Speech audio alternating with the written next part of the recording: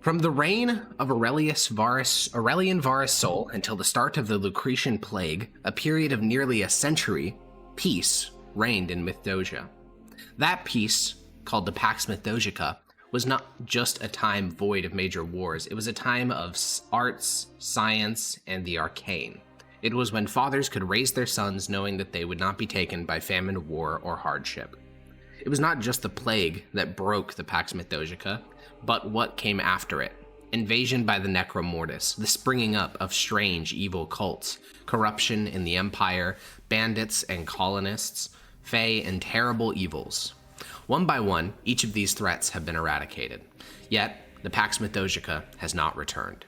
On the plains, as spring begins, the Son of the Dragon is poised to push west against a divided Mythdosia, as the Empire turns on itself in civil war.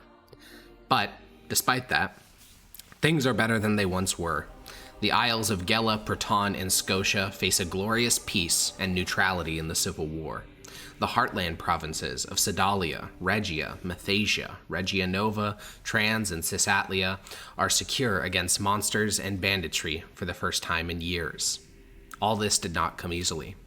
Legionnaires, quaestors, praetors, inquisitors, and perhaps most importantly of all, judges lost their lives in pursuit of a peaceful Mythdosia. But just because the need for judges has subsided in favor of need for command and soldiers does not mean that the judges who fought for peace are finished. For the reputation of judges has never been higher than it is now. Hand-selected by the Emperor and saving the Empire from crisis after crisis, they are heroes. So, in the wake of the defeat of the Beast of Atlia, and as the judges of the Empire, bruised, battered, and in some cases scarred, return to Mythos, we're going to kind of zoom out our time scale a little bit. Civil War is rapidly approaching, but it has not yet come, and there will be a couple months remaining for movement to happen around. And the first person we are going to start with is Zednius.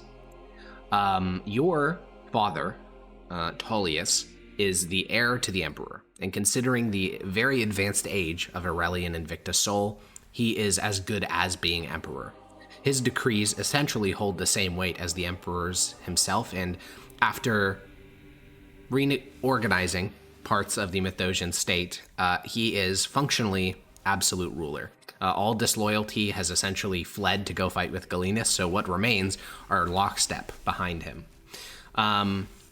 There are a couple routes that you can go down, but I think the first one, Zednius, is you were always an imperial judge because Tullius wanted you there for a thing of convenience.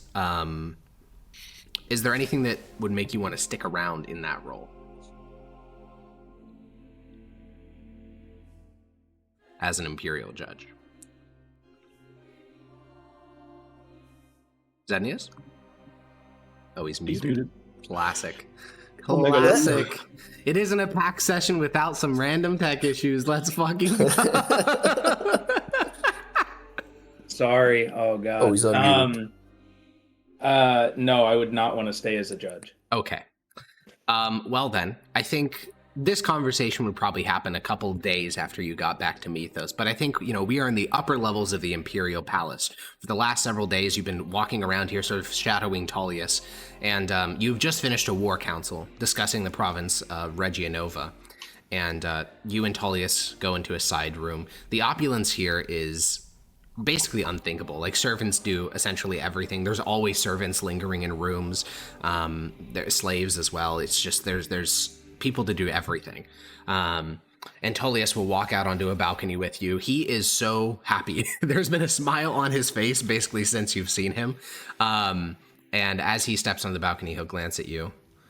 Oh, I forgot to mention before the meeting, I found a bride for you. Oh? Yes. Who is she? Acilia Batucia. She is one of the daughters of the Autarch of the Department of Coin. She's a fair number of years older than you. Her husband died in the Galentine War, but it's a useful enough alliance. How old is she? 29, I believe. Okay. She has a son from her previous marriage. It's a good sign. Your union will be fruitful. All right. When do I meet her? Probably the day of the wedding. Things are moving quickly at the moment. The Autarch was one of the first people to declare for my cause, so he and others are withdrawing wealth from the exterior provinces. So whenever he returns to the capital, the wedding will be arranged. And are we to stay in Tarako still? Or should we be closer? No. You're to be granted an estate here. As you can surely tell, much of the Imperial Quarter is now abandoned, as large numbers of consuls, proconsuls have fled east to join Galenus. One of their estates will be appropriated and granted to you. Sounds good. And, I wouldn't worry too much about feeling tied down. Other than the wedding itself, you have very little obligation to her. This is more of a marriage pact than anything related to love. Understood. And if you are to take a mistress, try to wait a year or two, ideally. We wouldn't want to... Well, I don't want our alliance fracturing on these lines. Of course. Oh, another thing. It's, as you can tell, there's been a lot that I've been up to, so I almost forgot. And he will snap towards one of the nearby servants and say, "Go to my writing desk. There's a scroll there with a seal from the Emperor. Bring it here." And the servant walks, 5 steps, grabs the scroll, and then walks out to the balcony and hands it to Tullius. And Tullius will hand it to you. It has the seal, not of like the Imperial household or one of the great departments or something like that, but the Emperor's personal seal, Aurelian Invicta Sol's personal seal. I look up to Tullius to just get a acknowledgement that this is what I think it is. It's a promotion. I'll open it up. Inside, we have talked, for 100 sessions about how you can advance through the imperial senatorial system. It is a holdover of the Republic. There's a lot of steps involved. It can take decades to reach the higher levels of the imperial bureaucracy, even if, you're very successful in all your roles. What you hold in your hands is a promotion to proconsul. You skip over praetor, you skip over tribune and quaestor and aedile and literally decades of public service, and are immediately granted the rank of proconsul. No job comes with it, but you are instantly qualified to be as high ranked as a governor or something equivalent to that. This puts you in a very small camp of just a couple of hundred people in the entire empire. And it also... I'm the youngest one ever. Probably. You're 22 years old. You're very young. So yeah, you're probably up there with one of the youngest of all time. It also includes a change to your name in this promotion. Your name, henceforth by imperial decree, shall be Zednius Tullius. Let me go find his family name. Zednius Tullius Marcius Perusian Verusian. As you are no longer a member of Clan Fabricia. How do I spell Marcius? Marcius. Marsius. Gotcha. Nice. It also officially acknowledges you as... Basically, you're adopting Tullius's personal family name, so you are also essentially a member of his close family as well. Rather than just a son, you are acknowledged as a potential full legal heir should he die tomorrow. But yeah, that's what the... Let's go. How many other kids did he have? You're not sure. And the house that you went to... The place where you went to the dinner party, I believe there was 2 or 3, something like that. But yeah, Tullius will, as you open up the letter and read it for a little bit, he'll pat you on the shoulder. This is amazing. Of course. This was what it was all for. and it worked out wonderfully, and in no small part to you. I can't overstate the usefulness of the cowl. If I hadn't had that, I'm not sure if any of this would have transpired. Good. And the cowl's with Galinus now? Galinus? Yes, but he has not yet divined exactly what it does. Luckily for us, most of the Arcanists of the Empire have remained loyal to the cause. And you still have the green cloak? I do. And should he ever actually use the cowl, I have a failsafe. Okay. And with that, not permanently, but just for the next couple of weeks, before Zednius is assigned some new position in the government, which we'll get to in a bit, what is Zednius's daily routine looking like? Tullius is incredibly busy. The various judges, your fellow judges, are off doing presumably other things, at least not in the capital, in the Imperial Palace, certainly not. How do you see the next couple of weeks passing for Zednius? I tour all of the most secure places I've never been to, like the most elegant places within the capital or the castle. Yeah. I also, is my wife going to be here within this time? She will. She will arrive in about 2 weeks. We're gonna get started on trying to make an heir there, yeah. Or just a child. Sure. Pretty quickly, pretty often also. Yeah. Look, Zednius he's 22. He's been on the road. I don't think it's true. He has been in essentially undercover positions since he was like 12 years old. So he hasn't had much of free time ever. Yeah. Yeah. I mean, Acilia Batucia is a very classical Mithdosian woman of the senatorial class. She is highly educated. She is incredibly interested in the power of her clan and her immediate family. She has already lost one husband, who is a member of Clan Bologna, to the Galentine War. So yeah, I mean, she is. I would say there's not much love, but you know, there's an alliance, and that's what matters. How old is her son? Her son is 3 years old. Okay. Pretty young. Yeah, the Galentine War was not that long ago. Okay.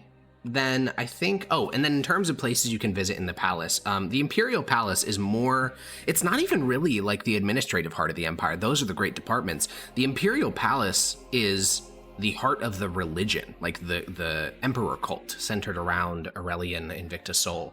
So the majority of the places that you visit are like, they're equivalent to like Jerusalem. Like you get to visit the Shrine of the Holy Sepulchre, which is a small little room in which Aurelian Domitus Sol was said to first ascend to godhood. There are also the death rooms of both Varus Sol and Domitus, which are rooms where, even though their bodies physically died elsewhere, this is where their souls ascended to the Tranquiline Halls. There are rooms that have artifacts from the most holy of saints. It's not just wealth, it's like history and power of the entire empire concentrated into basically one temple complex. Okay. Yeah. You also have relatively easy access to the emperor himself, because despite claims by Galenus and stuff, Aurelian Invictus Sol is not under house arrest. You can't really put a god under house arrest. He's just not super invested in the Civil War, which seems odd, but, you know, he's a god. And you are so high ranked in the Empire that you essentially can just be one of the courtiers that kind of follows his entourage around. Do you think Zednius would do that? Visit the Emperor as he conducts, you know, blessings and speaks to pilgrims and relaxes, eats food. I think so. For maybe not because he's a devout religious person. Yeah. But because he is he already has studied religion a lot from his Frumentari backstory. Yeah. His mission. Yeah. But understanding more of the rituals, more of this kind of thing, I can see how I can attempt to read the scripture and rituals in a way that cognitively fits in with Tel Corel, Tel Yeah. Corel stuff. Yeah, roll me a religion check. I'm not quite good at these. Yeah, that makes sense. Oh, Okay. big one. Yeah, I think something that you realize is that, so I think there's twofold. One is that the Emperor's day is, I'd say, 80% ceremonies that he has to do. This is blessings. It's a shocking amount of work. But the second thing you realize is that if you, for example, were spectating an Archimandrite, one of the highest members of the church, their day would look towards giving worshipings and offerings. The Emperor's day is mostly spent acknowledging worshipers because he has so many of them that he is replying to letters. He is sending responses to prayers, things that to you and even some of your party members has felt like mystical and beyond human understanding. You're just watching him like you'll see him like acknowledge that at a distant temple somewhere in the Empire, one of his clerics is praying to him, and then he'll send a reply. Like he is manually operating his godhood in a way that is relatively visible, which I think, on a 20 for Zednius, I think makes you feel like he is less of a god, because Tel Corel is not physical. Tel Corel is also not like, he's not the god of any one country. He's not the god of any one people. He is a god of freedom and revolution. He is like concepts, and even millennium spent in the Lodestones was not enough to kill him. But if you killed Aurelian Soul's physical body, Invictus Soul would die. He can die. Varus Soul and Dominus Soul both died as well. Whatever this is, which is very powerful, I think it would strike you as not feeling like a true god, as in Tel Corel. But I would also see that, like, is it not that Aurelian Soul sort of inhabits the body also, and like that is a claim by flesh? the church? Yes. Okay. So then I don't think you find that. I don't know. I can't remember if we ever looked into, or the guy that looked into the realm of souls with his device and went kind of crazy and we killed him. Yeah. If he saw Aurelian Soul in there. I don't recall either. But I will say that for example, when Primius casts spells, it is so obvious that it's not him like mustering this from within himself. Like he is channeling something else. That is not what it seems is happening with the Emperor. Like he is, again, manually responding to these prayer requests. He is like, he never speaks in tongues. He's just a nearly 100-year-old man manually operating an entire empire of worshippers. It's interesting, too, because a lot of the people in his entourage are some of the most devout people in the Empire. These are Imperial guards. These are, Imperial servants who have spent their whole life doing this. So none of them seem particularly...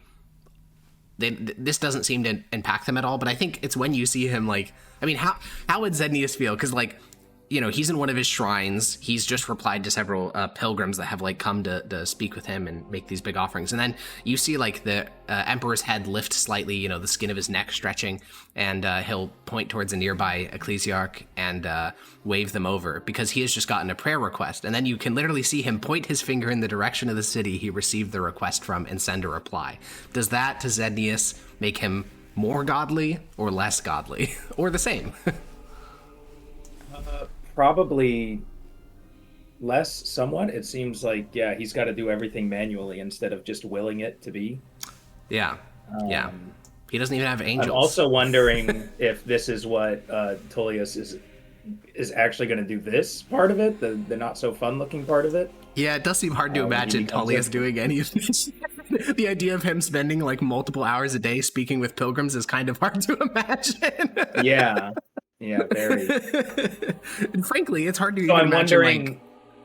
Wondering, was Varus Soul like this before he became emperor? And then when he became emperor, he changed into this? Yeah, roll me a history check.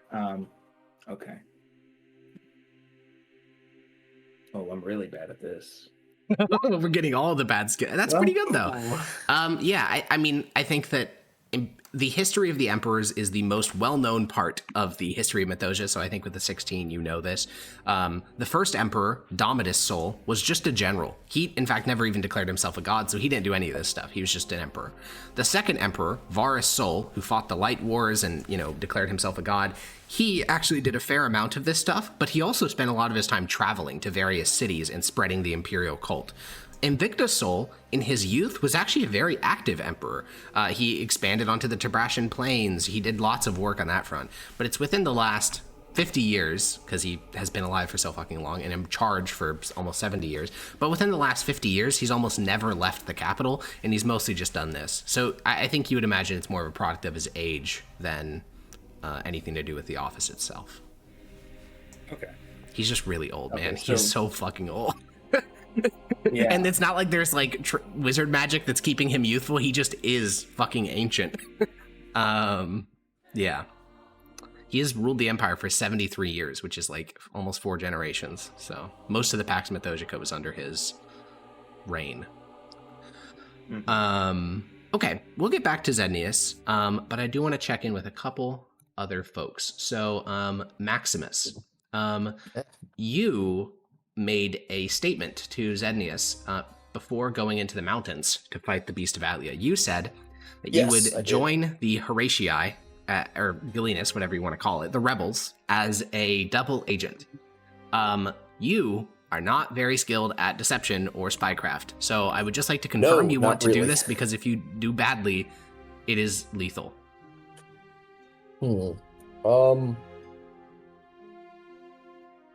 So the way I was reading this was I was more just wanting to. It was more of an idea pitch rather than a hey, I'm going to do this, and I was hoping that Zednius would just translate to Tullius, hey, Maximus is on our side. He had this idea, and then Tullius would just decide, oh, sure, that's a good idea, or no, I want. Yeah, Tullius will totally encourage you to do this through Zednius as an intermediary. Yes, presumably. Okay. And that was all the instructions received was just yes? Yeah, basically. Fuck, I have to set this whole thing up on my own? He could provide you some help, so I'm just gonna put this in very black and white terms so there's no confusion. There's going to be a deception roll involved here. If it goes badly, horrible things are going to happen, and there's not gonna be like some crazy way to work around it. It's just horrible shit's gonna happen. Tullius will help you. He will give you access to the Frumentari and the Terularis, and Zednius will mostly be doing this because Tullius has other shit to do. But Tullius will assign Zednius to help you, because having a general, even, of the rebel forces on your side, that's very good. This is a thing he's willing to invest in. This will give you advantage on the check. But if the check still fails, you are fucked. Okay, so, what's my deception? Ooh. Now you do have advantage, because Tullius is willing to invest resources into making this successful. But yeah, I'm just trying to think if there's literally any other way to improve this artificially, as it were. Yeah, I think that's fair, if you can think of one. The one of the reasons Tullius can't help more than like advantage is because you just have such little time to do this. Like for the rebels not to be suspicious, you basically kill the beast and then instantly start riding eastward to go join them. If you delay like a month, then the Civil War's already started, and it's a bit late. Yeah, that is true. That just grants advantage.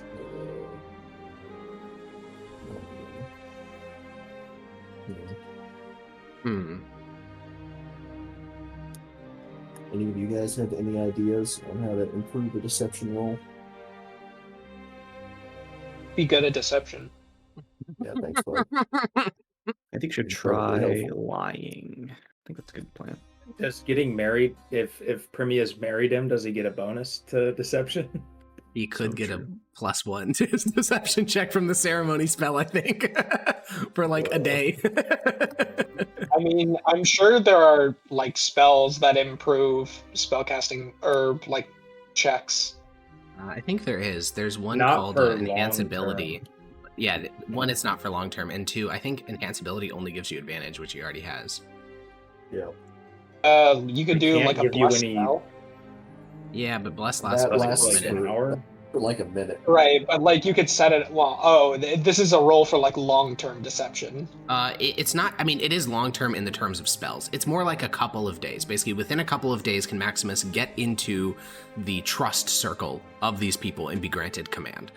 So this is, basically, we're summarizing a series of relatively long conversations and investigations and all that stuff into one roll, because otherwise it would take a very long time, and a lot of it would just be mundane dialogue. Yeah. Advantage. Fuck. I can tell you the DC if you want. What is the DC? It would be a 14. Oh. What's your That's modifier? 1 Oh, well. +1 with. I'm gonna roll just a few deception checks here and see how that You're gonna do goes. test rolls before the yeah, real yeah, roll? just You know, just, warm it's it up. just so I can it's just so I can visualize it, all right? Yeah, sure. That'd be a pass, pass, fail, pass. Fuck.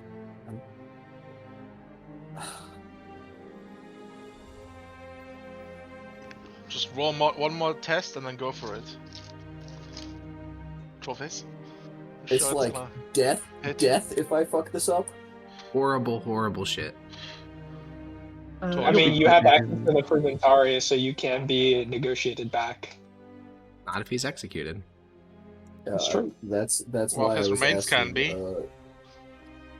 You Again, have a I would not rely on things like that, 64% because chance. like the Empire all knows, like when you're fighting monsters, yes, most of the time, I'd say 98% of the time you could be brought back. But when you're fighting fellow Mithdosians with the exact same technology, I mean, a fair number of the Department of Magic has also defected, and the entire Department of Faith has defected.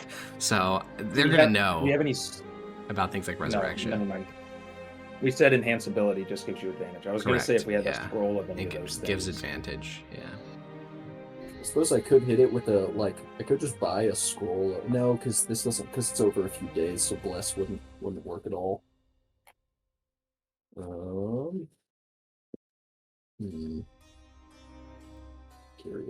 Curious. I could give you Nothing- the. Wait, no, never The- mind. Oh, all right then. I don't think that works. I could wait. No, I can give you a modify memory scroll. That might help. Fortunately, that's gonna modify. I mean, I'll give him a +1 to this check, but modify memory. It's not gonna help too much against something like a zone of truth, because it only removes a minute of memory. Oh yeah. Yeah, Is that I mean, 10? I think it's 1, but I'll double check. Either way, it's not gonna help a ton. But Seeming doesn't help. Modify memory. you Oh, it is said 10 a minutes. +1. oh, it's also Mass within the last 24 hours. suggestion. Weird. Oh, that's a very high level spell. Fuck. I don't think pass without trace helps. I'm already a warlock. None of you warlocks can cast glibness, can you? That would definitely help. Nope. I don't know what that spell does. I've never heard it in my life. It gives you a charisma. Basically, any charisma check you make, you just automatically make it a 15. Why would we need that when we have Uh, +1 billion charisma? True. It also That means completely if you- negates zones of Oh truth. god. If And it you would have be, a couple, Mystic Arcanum. Yeah. does no one in the entire It's last. Empire know glibness? It's an I'm gonna 8th keep it level real with spell. you. I There didn't is like no shot in the world that multiple 8th level scrolls are gonna, because it lasts for 1 hour. There's no shot in the world that multiple 8th level scrolls are gonna be used on glibness for a single person. That is 8th level magic is like battle turning. They have a war to fight. People like Aurelius, which there's really only 4 people that even have it in the first place, which is Aurelius and some of the other really high-ranking high arcanists, and they have other shit to do. There's a civil war happening, and they'd have to make many of them for it to really matter. True. if I had just one, it wouldn't add a modifier of some kind. I think if you had just one, it'd add a modifier, but a scroll of glibness would take 10 days to make, and on the timescale we're operating in, a week and a half of one of the high arcanists' time is too much. Yeah, that's fair. We're in the part of the Civil War where battle lines are still being drawn and cities are still determining who to fight for, and militias are being raised, so pretty important to have your High Arcanist teleporting around and securing loyalty. No. Oh, well. If Granny assists.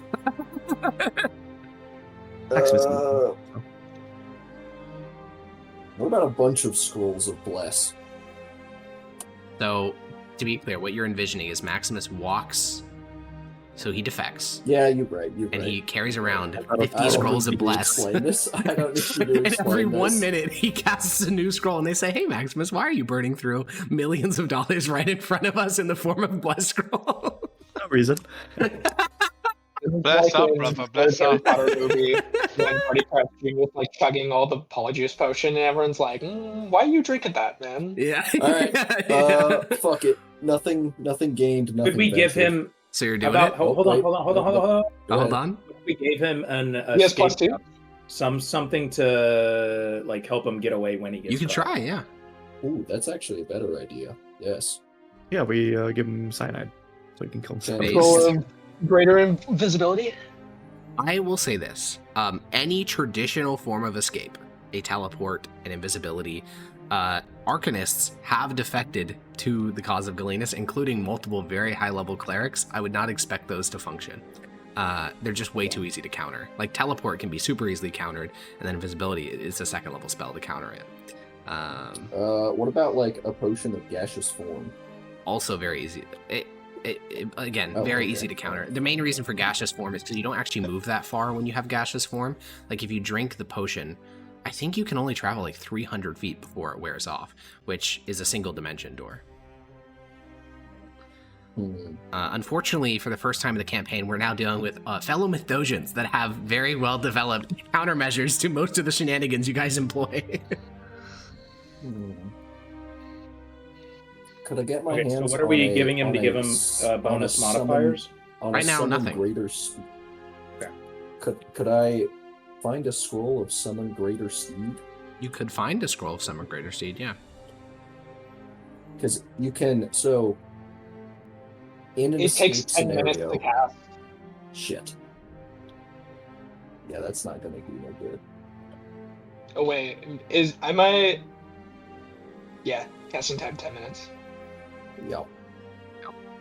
Just roll it. You don't have to do this, by the way. You could just... I am aware. that I Okay. do not Put the have dice to in the do it, bag. But I do want to. But I do want to do it. Can you get them drunk to make it easier? already happening. bring a with lot of alcohol. That was already factored in. That was Okay. priced in. Okay. Fair. All right, roll it with some feeling. Put a little oomph in that iPad touch. Okay. So, Ethan, I think this Yeah, is what we'll alright. do. Okay. We'll roll them separately, the two pieces of your advantage. So for the first roll, it'll be a d20 plus 1, and you'll just remember, our DC here is 14. So a 14 is a failure, a 15 is a pass. So roll a d20 plus 1. Wait, You do have advantage, so 15 we'll... then. Well, no, because DC 'Cause is it's like meter beat meter normally. beat. Oh, Yeah, I guess you're we're right, it is meter beat. So yeah, 14 or higher is a pass. Okay. Yeah. so we're just roll gonna, your just first- Gonna roll it to. Yeah, roll your first d20 Two plus up. 1. All right. Nope. Okay. Fuck. Now roll your Alright. second d20 plus 1. Don't die. There it is. Thank God. Jesus Christ. Ooh, Let's go. ooh-wee. Maximus. Whew. Around you sprawls the war camp at Kujva. Once, there were 70,000 men here. It was easily the largest army in the world. In the last week, the Tebrashan auxiliaries of Lubelski and Slasky have gone back to their boyars because they no longer trust Mythdosia to represent their interests. And 2 legions, the first and the third, have fled west to go join the Emperor. So, what remains here is still the largest army in the world, numbering at 35,000 men. There is the Okay. 7th Legion, the 6th Legion, the 5th. These are not like the 1st Legion where they have like prestige from the long past. These are legions that have been fighting actively for decades.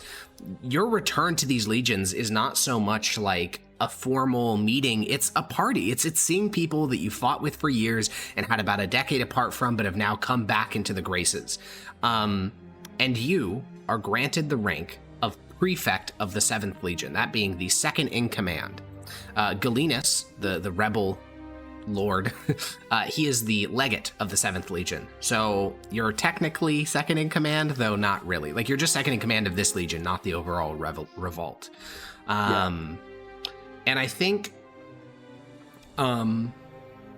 as you, I want to dive into like a day in the life of Maximus. So you, early in the morning, you are out in the fields. You don't have to do physical training. That is no longer in your wheelhouse, nor inflicting it on other people. That's the duty of centurions. Past that, it's no longer your problem. But you walk past fields of each century, numbering about 80 to 100 men, conducting physical exercise. Some of them are wearing their plate. For the cavalry, they're technically called lances, but they're doing the same thing. And you just see, this vast army working through their physical routines. And eventually, you'll arrive at the command tent of Galenus. Inside is not just Galenus, but basically the head of the entire revolt. There are legates of the 6th Legion. There's Marcus Agrippa, who you met before. There is legates of all these rebellious legions. There's prefects. There are, the new governor of Transpontar Salaria that is not recognized back in Mythos. And on the board, you can see a map of Mithdosica. Now, because you passed, and because you were with the Horatii long before they rose in revolt, they are not really hiding anything from you. Their battle plan, or I guess their strategic plan for the war, is depicted on the board essentially as clear as day. So we're going to finally add a level of nuance to this map that we didn't really have before, because, we've been marking entire provinces as loyal to one faction or another. That's not really true at all. Even individual cities are like questioning who to be loyal to. And what you see on this map is that Kujva is basically the only place where Galenus's revolt is completely in control, because every single legion that is still there has fully defected. Marsonia has a fair amount of legionary presence. Nausius is also pretty strongly in Galenus's control. Ravinium, which you guys were at frequently during the revolt, during the Deadwood frontier, that's also in their control, and Flamium is in their control. And the plan is actually not particularly complicated. Galenus knows that right now he has more troops than the enemy, and so he intends to march his army as quickly as humanly possible westward, across the Pontar, across the Madrinas.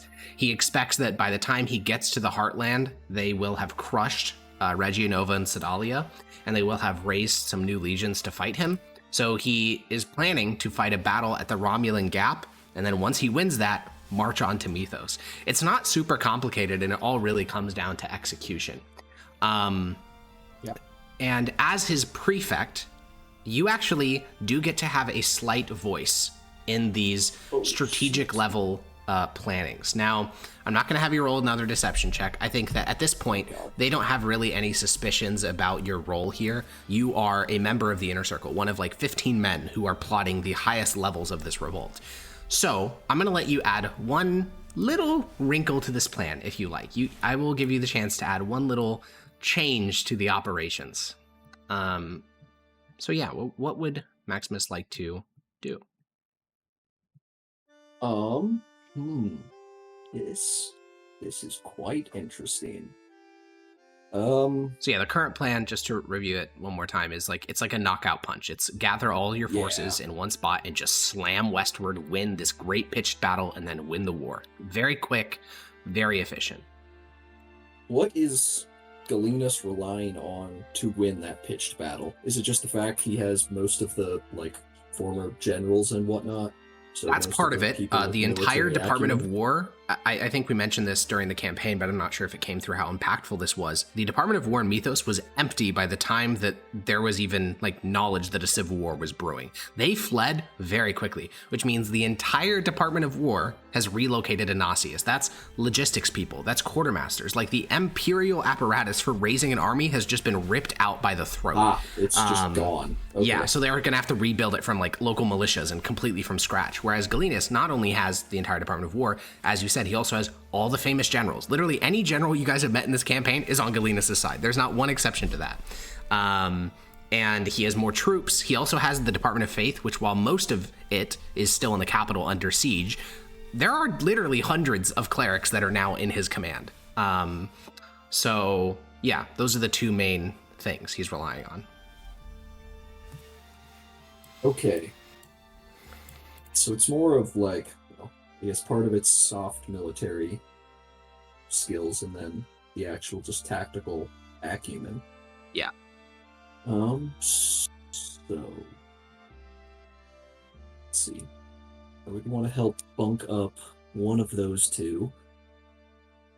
And this is in addition to like feeding Tullius this like. Yeah, of course you're sharing this all with basically. Tullius, but to be honest, Tullius Yeah. probably already knew this. This is not a very complicated plan. Yeah, it's not a hugely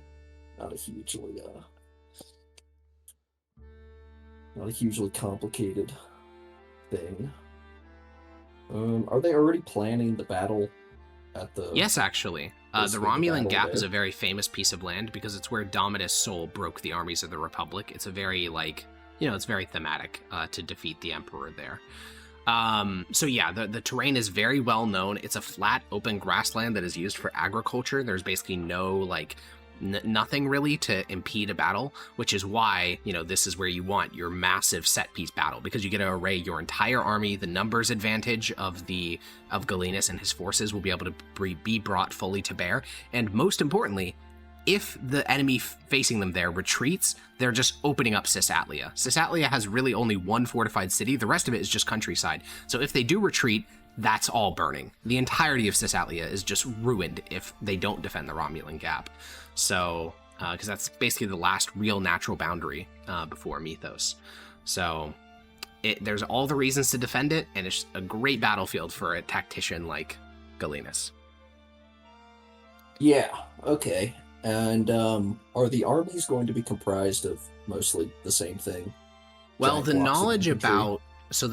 about the Imperial forces doesn't exist because those forces don't exist right now. Currently, by Galenus and the others' knowledge, there are only 3 legions in the entire Empire that have declared loyalty to the Emperor.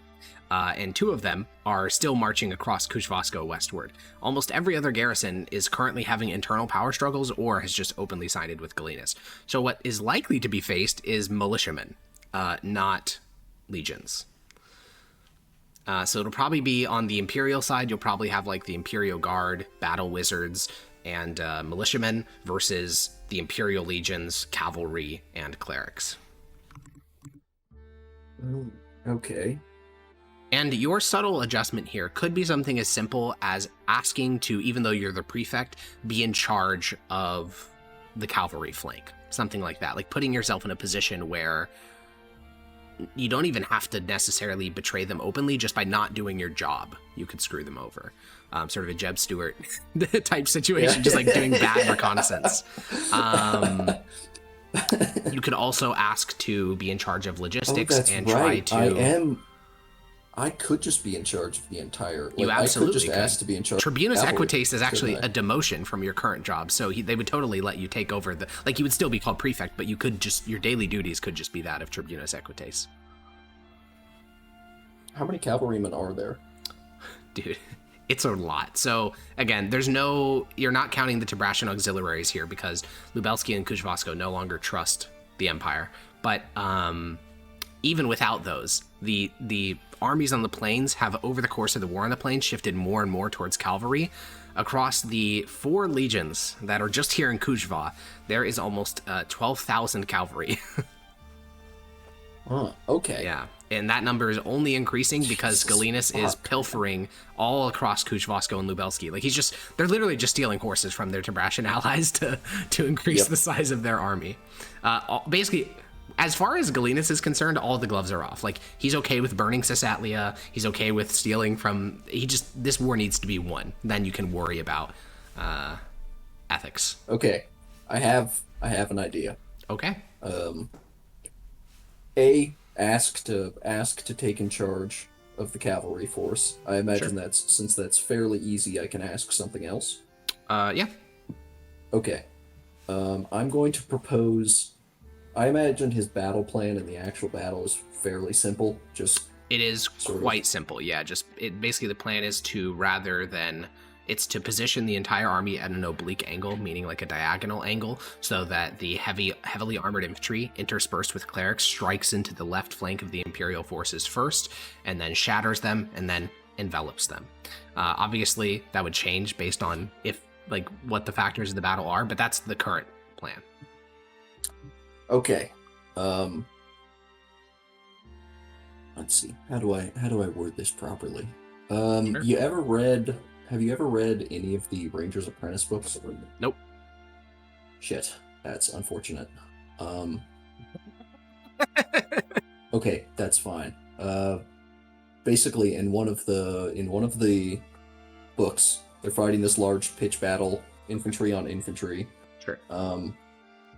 And the protagonists have very good cavalry, so they basically send them on a big loop around to basically pop out of the woods and flank the enemy at a critical moment in the battle. Yeah.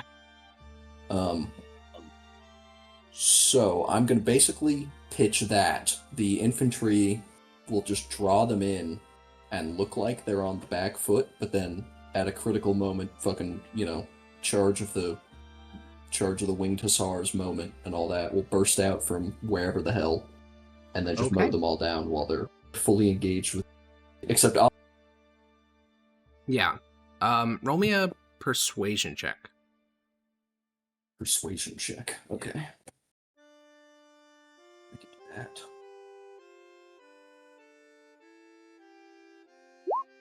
That's bad. Yeah, you will certainly be made commander of the cavalry, but Galenus favors far more conservative battle plans centered around the power of heavy infantry. He's a very classic Mithdosian general in that respect.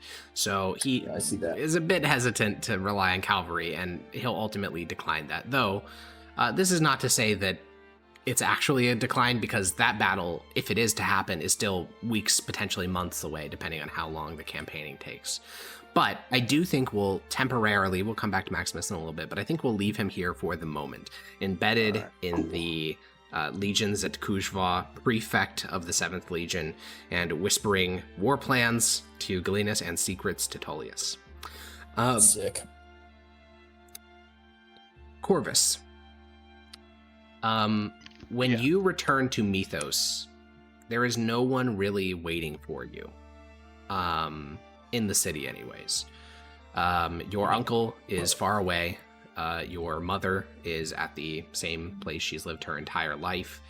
There is no one telling you that there's things you need to do, like with Zednius, or like a plan that you had in advance, like with Maximus. So, for you, it's going to be way more open. What do you want to do? Right. You remember all those Athenian spellbooks, right? Certainly do. About 20 of them. I think it's 23. Sure. Want to start selling them. Wait. Can I be am I correct on the assumption that I can choose to no longer be a judge? Yes, absolutely. The Tullius is technically in charge of the empire, and he is highly skeptical of the entire institution of judges existing. He thinks that they are way too easily controlled by people other than the emperor. So anyone that asks for a resignation will be instantly granted it. Yeah. So I want to sell those 23 Athenian spellbooks. Right. But before I wanna copy the spells I don't have in my spellbook. I have them written down here. Sure. Into my spellbook. And then with that, we said that it's probably gonna be like in the thousands of gold, right? Yeah, so the Department of Magic is on a war footing, which, they technically already were, but this is no longer like we're going to put price fixing on some things. This is like, no, we are in an existential race for our survival. We're not going to have negotiations about how to pay you for anything. This is what you're getting paid. So when you go to sell these spellbooks, there are no auctions, there's no negotiation. They are paying you 300 gold for each of them, full stop, that's it, no negotiation. Which I think for you, you're more than happy with. Considering that I don't even know what that number is, but it is in the multiple of thousands. Because it's 300 times 23, which is a lot. 6,900, nice. Yeah, that sounds about right. Sure. Sure. Yep, you sell it. I will say, last session, you did talk about kind of two different courses you could take. The Sons of the Republic angle or the interplanar sub-department kind of angle.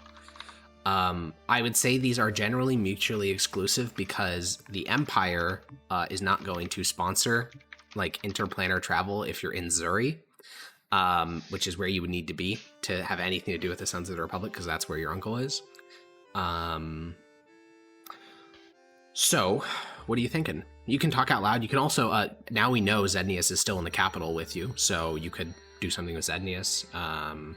Okay, here's what I'm thinking. Sure. I wanna amass like I've amassed like 6,900 gold. So that's a very nice amount of money. Yeah, and this is in the span of just a couple of days. It does not take long to sell these off. Yeah, I'm gonna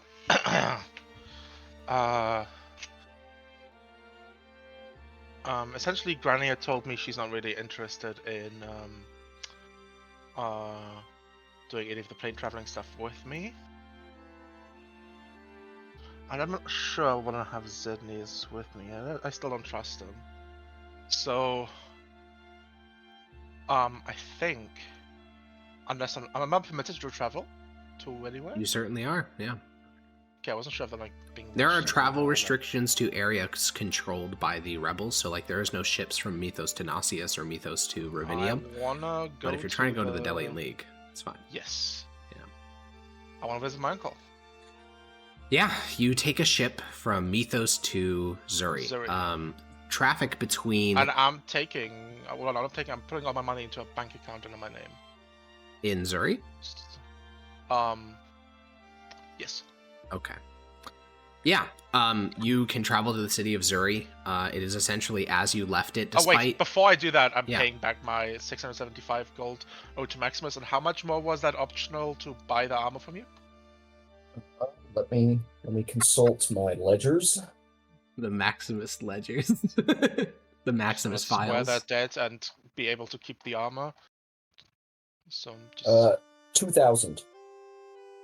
Jesus. That's in addition to the 675 I owe anyway, right? That is, yes. Let me just open the calculator. Rose taking out the abacus in real time as Maximus is getting prepared to like go risk his life in a double agent job. I'm just picturing you, and actually we are going to play this out once you're finished doing the math. But this is like Maximus's and Corvus's final goodbye. Yeah, this is the probably not returning to the Empire. So are you paying the 2,000? Yeah. Alright, plus so 675 of... Yeah. Maximus and Corvus, it is just a couple of days after the beast has been defeated. Like, literally, like, 4 days. Not very long at all. Maximus, you have spent this time not only resigning your judge's commission, but getting in communication with Galenus and Tullius. You've been given an Ateriolaris ring that will allow you to communicate with Tullius, daily messages, and you've gotten confirmation from Galenus that he says, if you get here, like, there is something waiting for you. So all you need to do is ride east. And you are basically, you're packing up all your things in the villa you've been staying at, which is technically Permius's. And as you head out to Mickey, because Michael is not coming with you, and you throw your saddlebag over Mickey, I think Corvus will approach you. You see him holding several gold bullion, lots of money, lots and lots of money. Oh, I'm not sure I would do it in like direct money. I'd probably do it like... You can also just do a bank transfer. Yeah, they do. It's a paper slip. All right. Then you do that. Yeah, you approach Maximus holding a paper slip. And yeah. What do you say, Corvus? Say, I see you heading out. Where to? I'm gonna go do my part for king and country, Risking your life already, huh? Again. Yeah.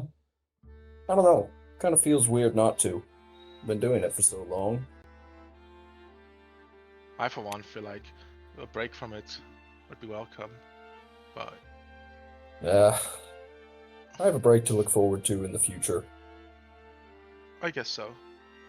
I wanted to give you this.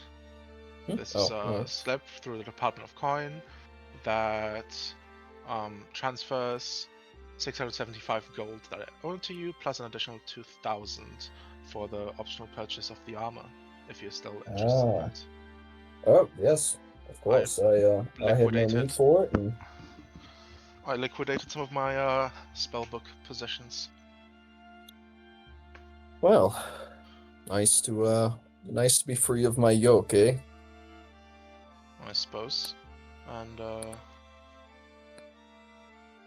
suppose So for where are you get off to? a lot more. For now I'm probably gonna visit some family. Oh, that's always nice. Yeah, I'm gonna take a vacation to the Delian League. A Delian League. Yeah. To each their own, I suppose. Yeah. It's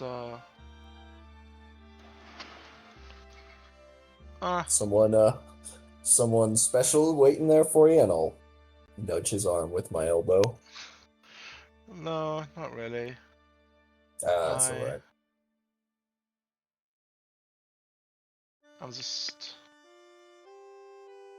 I might sit out the whole Civil War.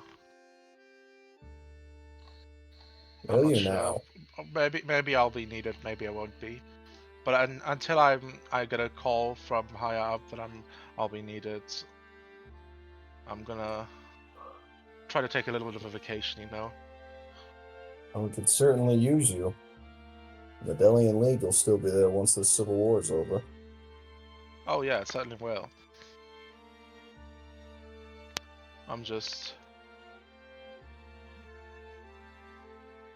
I'm sure I'll be able to be messaged.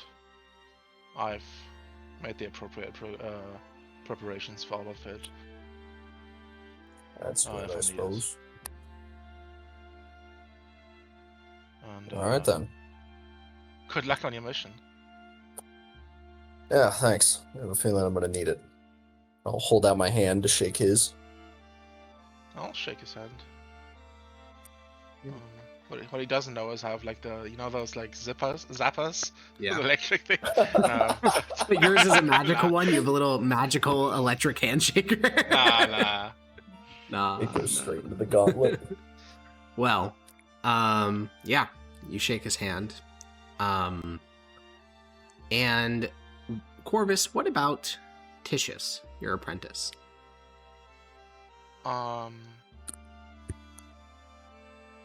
Tell him to join the war. What's the thing? He's kind of dedicated to the whole thing. Yeah, But he at will the also same inform time- you his father has joined with Galenus. His Oh. father's just a fellow arcanist in the Department of Magic. Traitor. I'm distancing myself from him immediately. I will not have any part in that. All right. I'll be like, okay, and then like ghost him. Bon essentially. voyage, Titius. And Wow. snatch on him to Tullius, honestly. Actually? Damn. Yeah, probably. All right, you snitch That's- on him to Zenius, and I'm Zenius not snitches to Tullius. I'm not risking anything like that. All right. Then you make your way onto a ship and head to Zuri. It's crazy. We just doomed him to die and we just move on. We Yep, just he's don't dead. mention- He's dead. I mean, he's just dead. He's straight up just dead. He gets tortured Wow. to death in some quiet cell beneath the Imperial Palace. Shouldn't have said all that. Yeah, He didn't even do man. anything. He just told you that his dad did. Well, yeah. I'm not saying to Zednis this guy's like evil. I'm saying like Yeah, you're just this saying guy's his dad's dad is like. yeah. And I'm saying this guy's yeah. dad is is like on Galenius' side. Keep an eye on this guy. Yep. Like, Okay, I'll keep And an they eye are on probably being tortured to death. Yeah. Yeah, honestly, that's just Uh, par for the course. Fuck It with is par for Doja. the course. Yeah, you make your way to Zuri. Here Wait, it is. One more stop Sure. before I go there. I want to visit my mother Yeah. back in Capistrello. Yeah, you have not been to Capistrelli since. Oh man. for a long time. I think since you served on Breton fighting against Scotian rebels. I think that was the last time you were there. It's been a long time. Yeah, Capistrello is a very small little village in western Regia. It is near the Horn of Mythdosia. It gets a lot of rainfall, and it's sort of poor. It's very agricultural. It doesn't really produce much, and the line of senators that rule little rural villages like this rarely ever escape from it. And you make your way across the Maggiore River into Regia, and here the civil war is felt strongly. Every village you pass through is undergoing some type of draft. The governor of Regia is one of the emperor's strongest supporters, and he is trying to raise thousands of troops to march against Flamium. But all it takes as you walk through these villages is a look at you. Like, at this point, they don't even need you to flash your judge's badge. It's just, you're a wizard. Like, very obviously a wizard. And a powerful one at that, based on the number of books and items hanging from your body. So, and a rich one also. Yeah, and a rich one. So yeah, no one really questions you, which is odd because a really low, like, for when you started your career, a low-level battle wizard is constantly being questioned what they're doing. Even as a judge, you frequently had to show your badge, and yet now, with all the things that you carry on you, you have this aura of command about you. And eventually you will arrive, after days of travel, in a small little village. It felt much bigger when you left it over a decade ago. There are only about 40 buildings. The Quaestor's Manor, like all Quaestor's Manors, lingers over the village, looming like a castle. There is people out in the fields. It's currently nearly spring, which is why the war is kicking off so aggressively. And here that means that it's planting season. You see almost everyone out in the fields. And you make your way towards your old family home. Even though you are of the senatorial class, of Clan Viria no less, your house is only slightly fancier than those of the peasants, the commoners who live near by. And you find that your mother isn't home, which isn't unexpected. You would expect to find her out in the fields. But do you want to go talk to her? Do you want to do... Why out in the fields? Because she is still working. Planting. Why? What else is she gonna do? She has no grandchildren. She has no brothers or sisters, no husband. Friends? She has friends, and they're all out in the fields. Join a local book circle? Book circle? Books? Poor people books? What are you talking about right now? What do you mean poor people? They don't have books. But she's not poor, is she? She is very poor. What do you mean? I thought I sent her money. You sent her money in the event of your death. You didn't die. No, but like before that, it does say that I like sent her. She lives in a home. Oh wait. Home is paid for. I thought I The thing is, own mother. Nah! I thought this entire time she's like well off. No, she's really poor. Jesus Christ, guys. I cannot. Brother. What did I you do? forgot about my mother being poor. I cannot. I'm running around, throwing around hundreds of gold like it's nothing. My Yes. my mother's literally like living in destitute poverty. Jesus. Okay. Well, now my decision is even more obvious. I bet you only came to Aura Farm on your own mother too. You just you start to walk out towards the fields, and as you do so, someone finally spots you. This person is walking along one of the thoroughfares. You, of course, recognize him. He is old Gideon. He is he's a beggar with a crazy story. You heard that once he went far to the east and then he returned to Capistrello. He's just a very old man who has spent basically his whole life in some type of like scam or scheme or raising money for his paying himself. But he does farm work occasionally, which is why he's even let into the village. But he'll spot you, and you didn't expect him to recognize you. It's been a long time, but he instantly like lowers his head in a deep bow.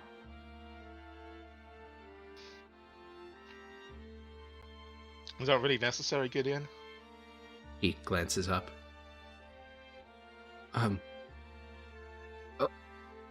Of course, You've known your me since lordship. I'm still lordship. You don't need to call me any of that. You've known me since I was still a kid. He furrows his brow and kind of squints at your face. He lifts up one of his like old wrinkled hands and kind of like covers up your beard. Corvus? Indeed.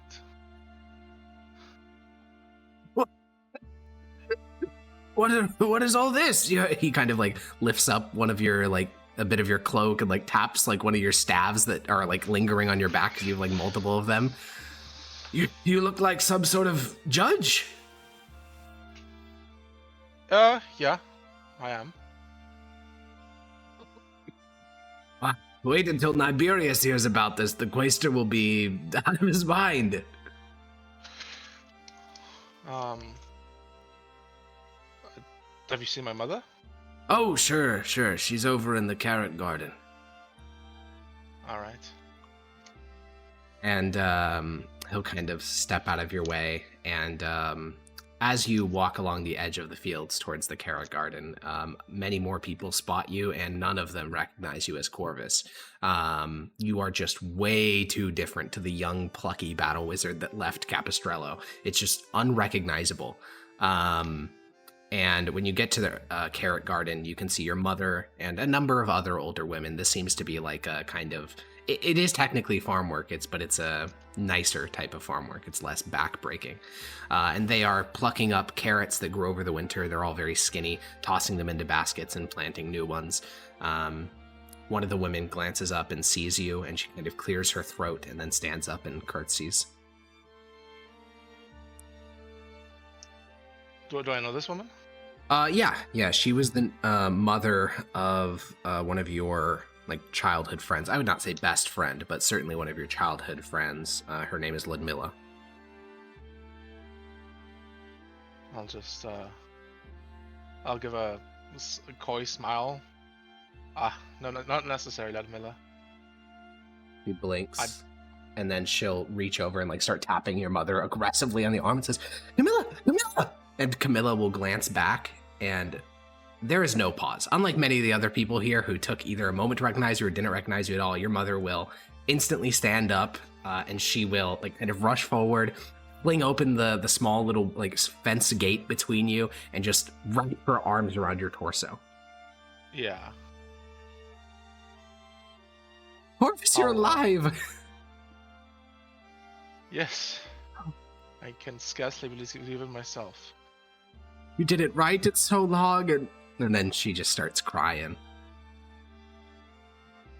I think Corvus will like feel really guilty and start crying himself. Yeah. Some of the other women of the village will kind of walk over, a couple of them patting her on the back. She is totally dirtying your battle wizard robes. Her hands are filthy with dirt. And the hug goes on for quite a long time. A couple other folks of the town from the fields like look over and see all this happening, so they start to wander closer. And you can tell that over the course of like just a couple of minutes, the news has already spread. All of Capistrello knows that Corvus has returned as some sort of legend. Like, again, the equipment alone is insane. Like the staves, you have multiple staves. Like it's just like the dwarven scale mail, the staff of fire. Oh, I was thinking of the like quarterstaff, the arcane focus. That's one. But no, I don't use that. I use what book. do you use as your arcane focus? My book. Oh, okay. It's also +2 spellcasting focus. Yeah, so we have Imperial Battle Wizard robes, underneath Dwarven scale mail armor with a staff of fire on her back, a book in her hand, books at her waist. I mean, it's insane. Check out the drip. Yeah, I mean, beyond drip, it's absurd. And poor. And they are very poor, yeah. And she will kind of pull you away from the waiting town back towards the village, and she will pull you into the abode. It's not like bad, like she keeps the place clean. It's basically the same as it was when you were a kid, but it's definitely not nice. It has 3 rooms, which is a little bit better than some of her neighbors, but not by much. And she will kind of force you down at the dinner table, and she'll kind of busily start walking over to the cabinet, pulling down some root vegetables from a little rack, and she'll start pulling down some garlic and saying, "Oh, you look so terribly gaunt. Have you been losing weight?" The last few months I've been very busy. Lots of research, long nights. Oh, you never eat. You never eat. I'll kind of absent-mindedly start packing my pipe. Oh, dang. You pick that up again. I guess it's a sort of outlet for the stress. It's your uncle. It's all his fault. You never did. Your father never did that. I'll put it away. She'll quickly pull together a classic Regian meal. It is I'll potatoes. help her if she'll let me. Yeah, she'll let you. You have to take off your scale mail, but just to get your hands free. To be fair, I wasn't assuming I'm wearing it. No, it's probably I guess just I would be up wearing somewhere. it on the road. But Yeah. But yeah, you boil some potatoes, peel them, you get some leeks and other things, then you put it all into a pot. You put as many spices as you can get in there, some garlic, some cloves, then you put a pot over it, it simmers, and as the meal is simmering, she finally sits down. That kind of nervous energy of, oh my god, you're back, starting to slowly fade away, and she'll sit down and look at you. So, Are you just passing through? No, I have I'll look around. I have quite a bit of free time now. I've recently retired from being a judge. Why? You work so hard for that. I don't need to anymore. I'm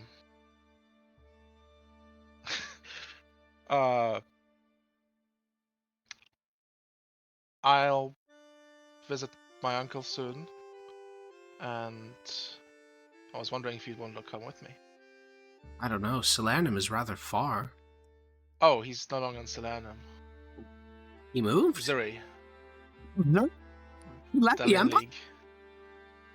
Why? Yeah. Well, with a civil war brewing, and in general, he's how much does she know about anything?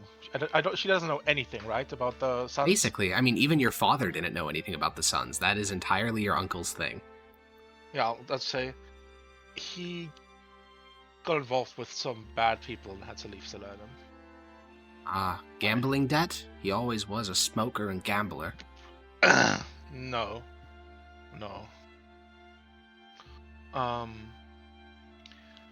But him and his family are living in Zuri now. They seem to be doing well for themselves.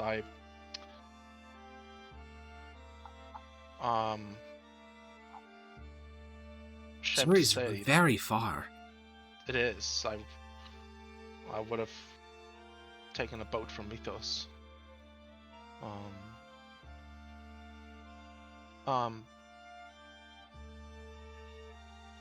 No, after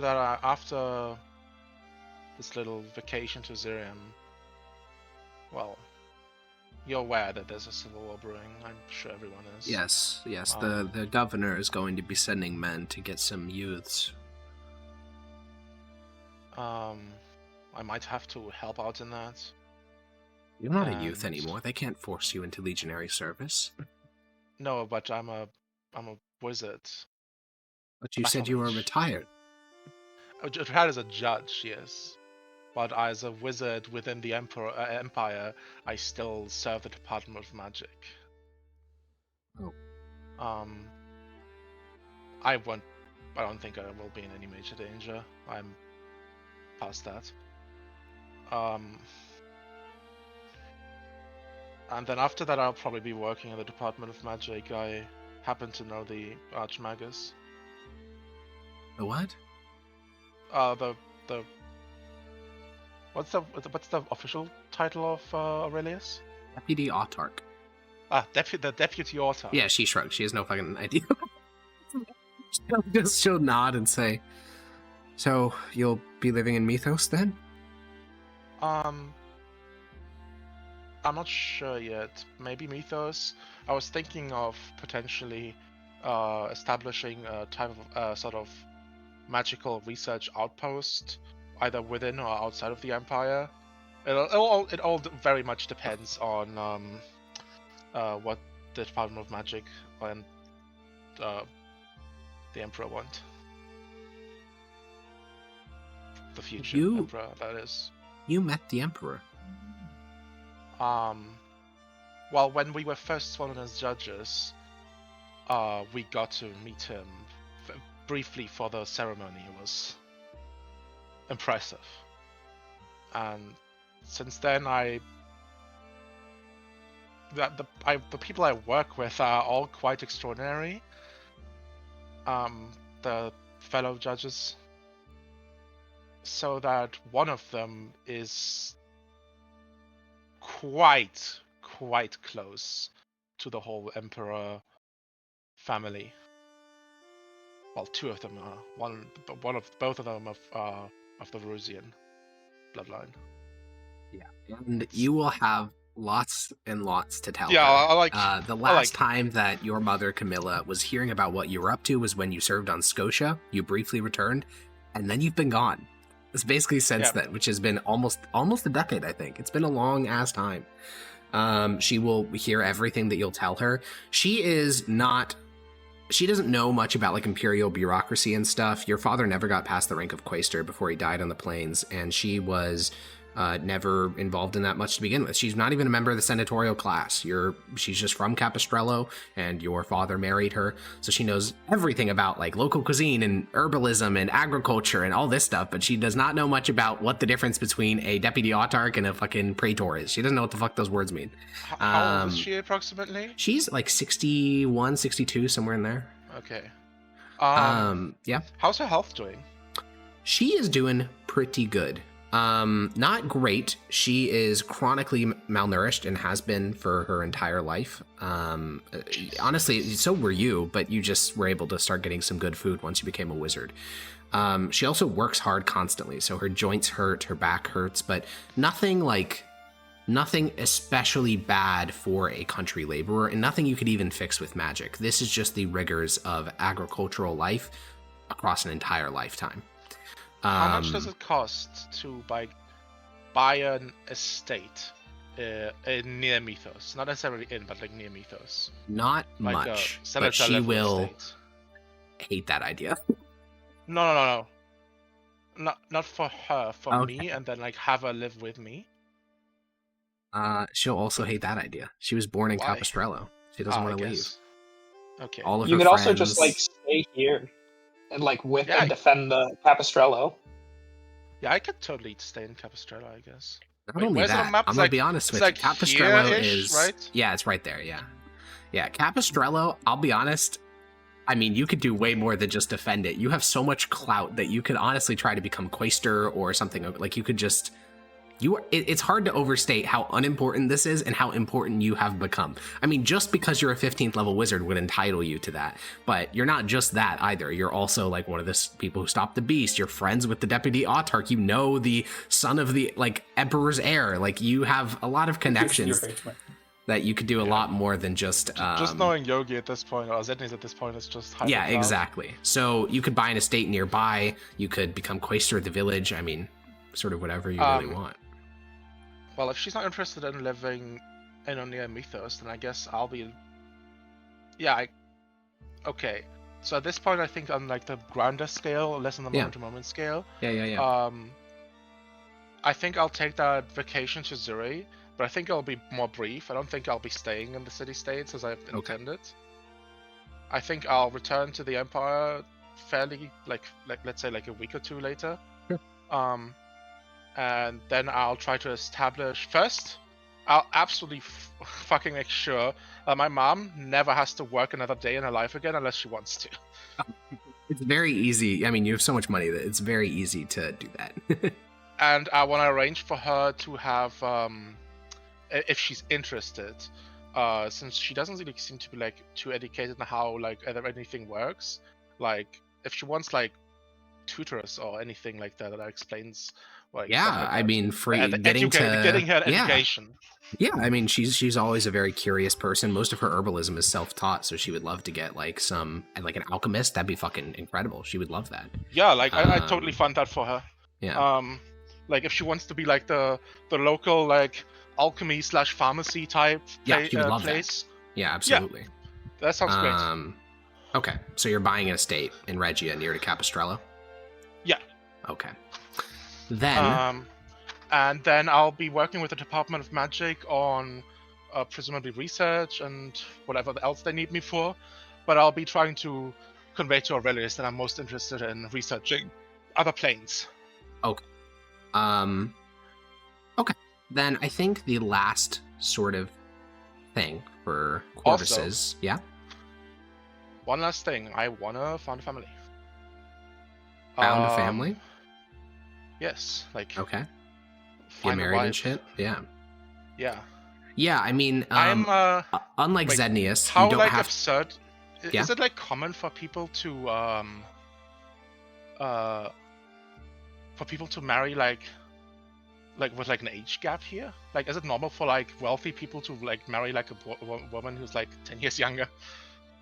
It kind of varies realistically. I mean, when you're dealing with like Zednius's types of marriage, where it's about like political alliance, literally the ages do not matter. It's because it's not like about a union, it's about political alliance. So do whatever the fuck you have to do to get the alliance forged. Like Zednius's type of marriage is super alien to 98% of the population of Mythdosia. For the average Mythdosian, like a commoner, I'd say their moral standards are pretty similar to ours, you know, half your age plus 7 or so, whatever. Like they would think it would be very weird, but obviously wealth and political position can adjust those immensely. Well, I was like thinking of the clerk I knew within the Department of Magic, but then I read that she's 27 and I'm 38. She is, so that's not a good fit, probably. Sure. I mean, yeah, I think... I guess I'll just look for somebody who's like, honestly, if there's like an arcanist my age, like anybody who's like interested in magic. Because like, I think this will be one of those things that happens a bit more naturally over time, mostly just because it doesn't sound like you're super in a rush. I'm looking, I need to do this. Yeah, it's also not like you're not limited by political position. Like Zednius had to marry someone that benefited Tullius. Tullius would not accept anything else. But Viria doesn't have much of a reputation that it needs to maintain, so you can basically marry whoever you want. Yeah. Okay. Then I think we'll do something about the sub-department in a little bit, like the international or the transplanter stuff. But I do want to go to your uncle. So you make your way up to Zuri. You go to his home.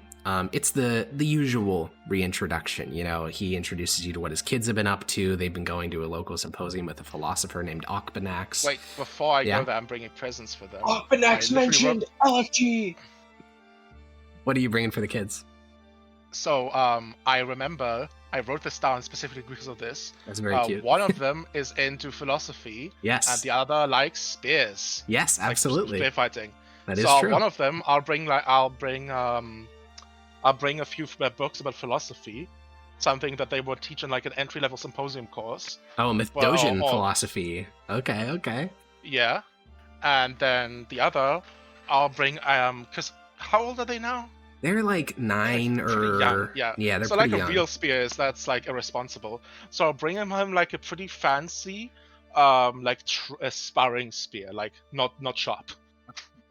Yeah, you enter in, you give out the gifts, you and your uncle head up to his study. Downstairs, you can hear the 2 kids playing as like the one you gave the spears, like swinging it, and you hear your uncle's wife, or I guess your aunt, saying, "Stop swinging it at each other!" And then your uncle closes the door, and the 2 of you sit down, and your uncle will kind of grip your cheek and say, "You're alive."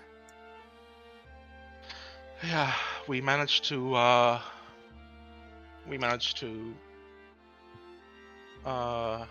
banish the beast of Atlia.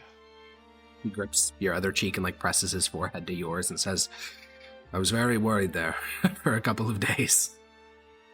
Yeah, I'm sorry. I expended so many spell slots I didn't have the opportunity to message you back quickly enough. It's all right. It's all right. So what now for you? I think I'll be I was thinking of staying here in the league, but staying away from all of Mythos. But I'm not sure I can do that to Mother. You could bring Camilla.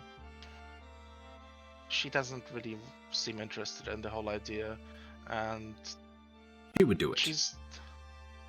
If I really if I made her, but I want her to be happy, and she seems more happy in Capistrano. True. So I think I'll be living there for the near future.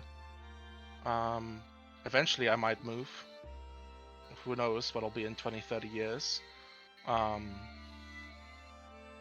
a long time away. I'm not sure if we'll... Your father would be proud that you're sticking around Capistrello. He had an emotional attachment to the place that I never did. Yeah, but I'm still pondering the idea of founding a family. Obviously, I see you and I see how fulfilling it can be. But on the other hand, I think of my work, my research, and I think that I'm not sure the lifestyles are incompatible. I'm researching things that might take me beyond the reasonable lifespan of any normal human. I think you have a duty to Clan Viria, of course.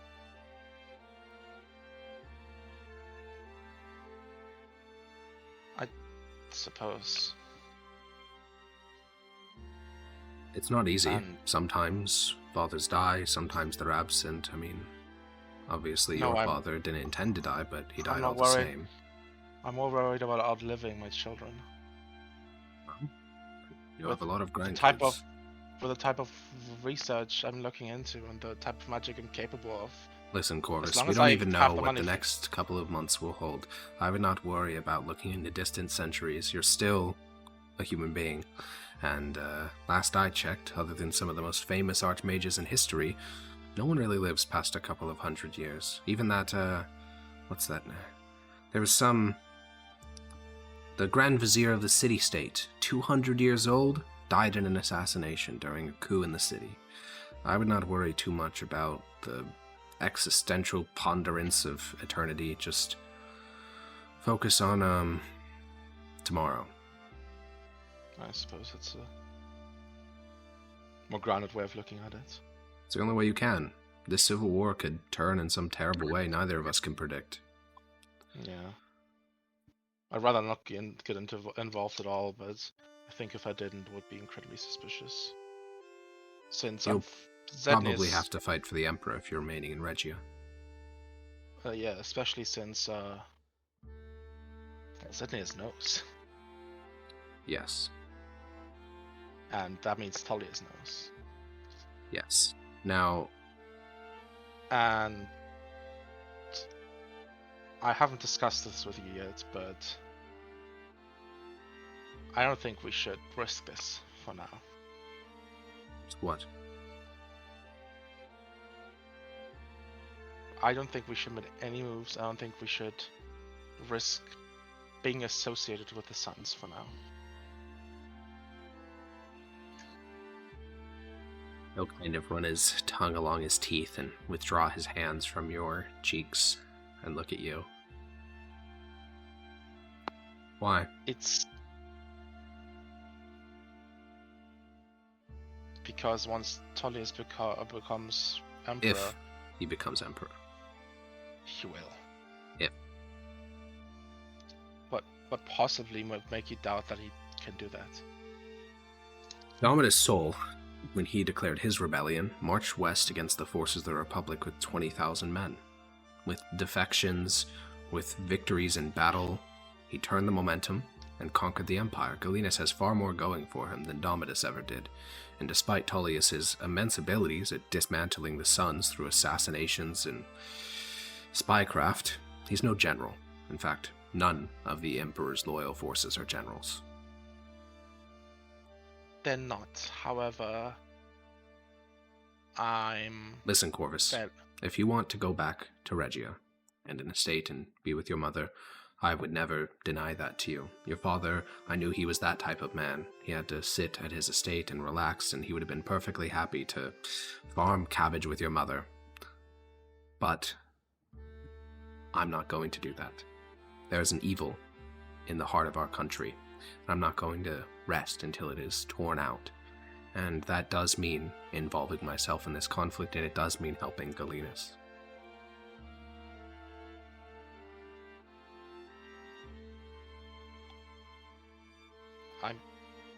I'm sorry, but I'm not going to be able to help you with that. I'll give you any information I can, but I can't risk anything beyond that. I'm under intense scrutiny at this point, I'm sure. Are you that afraid of death? Of course. I've already seen it once. I don't need to do that again. I've died. I don't want to do that again. The Hounds of Oblivion are real. And I don't want to find out what happens if they actually meet me. I don't doubt that. But if good men aren't willing to risk their lives, nothing's going to change. Tullius will win. The Empire will continue to be ruled by murderous savages. The church will continue to be perverted and twisted. All that is good about Mithdosica will become evil, as it already is. Yes, but I believe that maybe the approach we're taking is too radical. Maybe we should be looking to reform the Empire from within, using its given limits over generations. I believe you're repeating the arguments of an arch-conservative.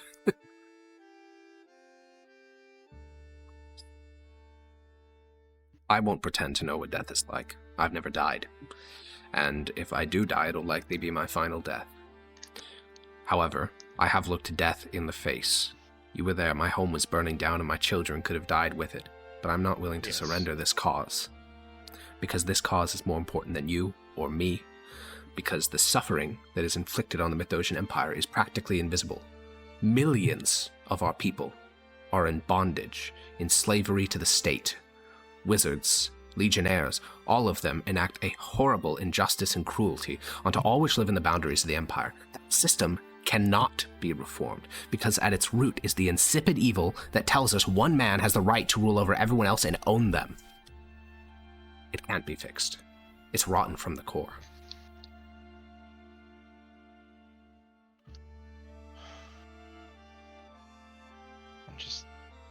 I'm worried about the children. You have something to lose now, Corvus. That's what you're feeling. It's how I felt when my first son was born. But when you return to Mithdosica, take a minute to just walk in the countryside. Walk past one of the farming estates near to Mythos. Tens of thousands of men and women and children enslaved, not to common farmers, but in vast estates owned by the elite around the Emperor. That is the system you're fighting to uphold. Not a powerful empire, but a system which funnels the wealth of an entire continent into the hands of a couple of hundred people. I know, I've seen the palace. It's disgusting having using slaves for menial tasks as moving a bedsheet. The Republic wasn't perfect. It was a system that needed reform, but that reform was possible because your voice could be heard. Women could inherit property. Government office could be held by those qualified, not by those close to the Emperor. In all that you've told me of your time as a judge, I thought that you would feel this more than ever. I mean, the very heir to the Empire is not some man picked based on merit, but picked because he has the blood and the violent drive to seize it. Indeed. He does. You're my nephew, so we're still family, regardless of this, but I would ask that you strongly reconsider. With what Tullius's Frumentari did to our organization over the last several months, we are far weaker than we once were. We are not gone. There are still hundreds, but we are weaker. And you could be one of our most valuable assets.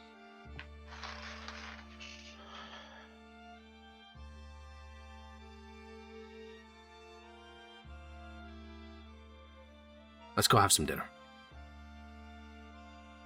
All right. And, He's a fucking fanatic. yeah, he is. God fucking damn it.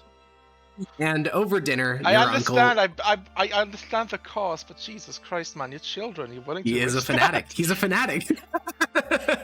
You've rarely seen that side of him because you've never really said no before, but yeah, he is a fanatic, 100%. Yeah, the two of you will have dinner. He is cordial enough, but you can tell he is very annoyed. Very angry. Not annoyed is not a proper word. He's very angry. But you're spending the next week or so in Zuri. I would say only about 1% of that time do you even talk about the Sons of the Republic. Most of your time is spent engaging in local culture, spending time with your nephews, or no, I guess cousins, technically. Spending time with your cousins, spending time with your aunt. Your uncle is also pretty free. I mean, he works various jobs here in Zuri, but his work is in the Sons of the Republic doesn't really take much time out of his day. It's mostly replying to letters and stuff. So yeah, you get to spend time with this family. I mean, they're all quite lovely. Your aunt is terrified of you, mostly because you were there when her fucking home was burning down, and everything about that situation was confusing and nightmarish to her. But your cousins like you. And as you return to Mythos, what are you deciding? I think that that conversation with my uncle did make me think, okay, I think it's... I think I'm gonna withdraw from the whole Sons stuff. Not like actively, but like, you know, like a quiet quitting type shit. All right, you just slowly stop reaching out to your uncle, and you slowly phase out of the Sons of the Republic. Their cause no less righteous, but you're not willing to risk it. All right, we got Maximus, we got Corvus, Zednius. Actually, I think we can dive in with Zednius and Corvus. We can kind of touch on this last thing. So, Corvus, you would like to get essentially a part of the Department of Magic focused on interplanar travel. Aurelius fully supports this idea, obviously, especially once you explain to him the whole cube situation. He is fully supportive. He will set up Sub-Department Ganymede. It is a part of the Department of Magic, fully under them, so they fund it and all that stuff. And its sole purpose will be to travel to other planes and compose these extensive expedition logs. I'm talking everything. How magic works, what the food and water is like, where on the plane you thought you were, what the stars look like. Every single thing that can be recorded should be. So it won't just be you, it'll be you and like an astronomer and a biologist. Basically, these full expeditions. Yep. The reason I mentioned Zednius is because Aurelius will say that it would be beneficial to the sub-department to have Imperial funding because this shit is expensive. And the Department of Magic, normally, it pays quite high Imperial taxes because it makes so much money that it pays a lot to the Imperial Treasury. So it'd be nice if you had a member of the Imperial family that could lend some clout to the sub-department. Yeah, I guess I'll ask Zednius for a meeting. Okay. I assume he's quite busy, so I'll see if he has like time for like some dinner or something at some point. Sure, Zednius. I think this will be after you've gotten married. Oh, he's muted. Is he here? That's the... Oh, no, he's here. here. He's probably just muted and listening. Yeah, so this will happen after your wedding, after you've gotten promoted to proconsul. You're still trying to figure out like what you're going to be doing in the more long term. And you will receive an invitation to dinner by Aurelius. He will explain that he and Corvus would like to have dinner with you in the Imperial District on this time or whatever. And considering you have no official duties, it's a free time slot. And yeah, I think I'll turn it over to Corvus. Where are you taking him to dinner? What's the ambiance? Probably something like a little private, like high end, of course. I think at this point, I expect nothing less would satisfy him, since he's just so I suppose high status. Yeah. So something akin to like a Michelin chef restaurant. Okay.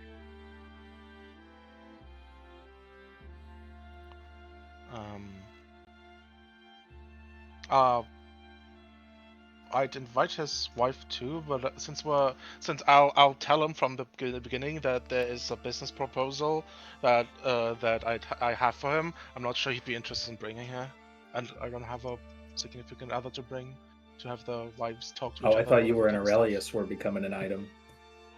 Nah. Not quite. Okay, then Zednius, you leave your Imperial Guard at the door because you are now receiving protection from the Imperial Guard. You enter, and a servant guides you up to the second level. Inside the booth, Corvus is seated. He's just wearing his battle wizard robes, which, I mean, they're not fancy, but compared to like what you're wearing or what Aurelius is wearing, it is less fancy because you're wearing like, imperial silks draped over your body. You're now allowed to wear purple. So you're wearing like a kind of violet colored silks. And Aurelius is a deputy autarch of the Department of Faith. So he's also entitled to wear, much finer clothing. So he has like silks with gold lace around his robes. And he will stand, and Aurelius will extend a hand to you, Zednius, and say, "Congratulations! I heard you were added to the Imperial clan." I'll shake his hand and say yes.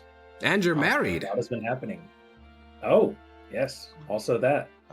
It's been a busy couple weeks. Shake his hand. Oh, yes, you as well, Corvus. It has been quite busy. On the marriage. Yes, thank you. So, why have you summoned me? Well, please have a seat. I'll let Corvus make the full pitch since it's his idea. Would you like a glass of wine first, or just get straight to it? Is Corvus nervous? A little. Okay. Sure. Bring the wine. Yeah, a servant will bring a pre-selected bottle of wine. It is from the vineyards of Regia, a nice vintage from before the plague, so it actually tastes kind of good. The ones afterwards were heavily shrunken. And 3 glasses are poured, and Aurelius will just lean back and start sipping on wine while the two of you chat.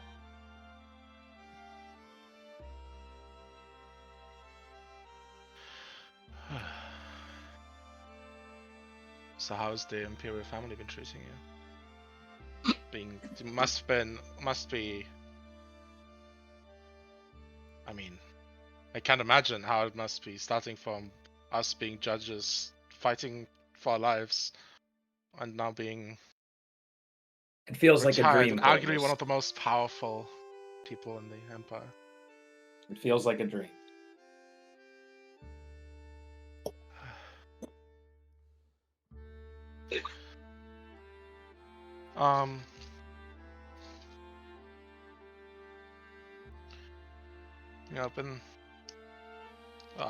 I've been thinking. I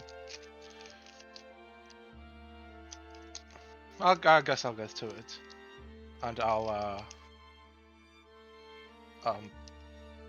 look over to Aurelius and look back to Zednius. I'm not sure you've heard of the subsection Ganymede. It's No, I'm Department of not Magic. familiar. It's supposed to be a project that focuses on interplanar travel and research regarding other planes. My one of my eyebrows will raise. Show him the cube, Corvus. I'll pull out the cube and put it on the desk. table. Can I tell anything about it by just seeing it? Just by seeing it, you don't speak Elvish, right? No. Yeah, so just based on seeing it, I think you recognize it as one of the objects that Corvus took from the treasure trove of the beast, like when you guys were walking back down through the Alien Mountains. But he didn't say anything about it back then, and you still don't really know what it does. You just remember he took it from there. Okay. I think Corvus was going to explain what it is. It's a cube of the Plane Traveler. It's an ancient elven artifact that essentially allows you to go to pre-decided places on certain planes of existence, and each side has its own place and different plane it is linked to. This is... I'll reach for the cube. Yeah, I'll let Okay. you touch it. I'll pick it up and look at it. Yeah, it's about it's a little bit big for your hand. It's clearly designed for people with bigger hands than yours. Each face has a single like silver square that you can press in, and then it has an Elvish inscription above and beneath on the top and the bottom of the buttons. How many sides does it have? 6, because it's a cube. Okay, yeah. So this will take us to 6 separate planes. Indeed. I've from what little I did find out, it seems to link to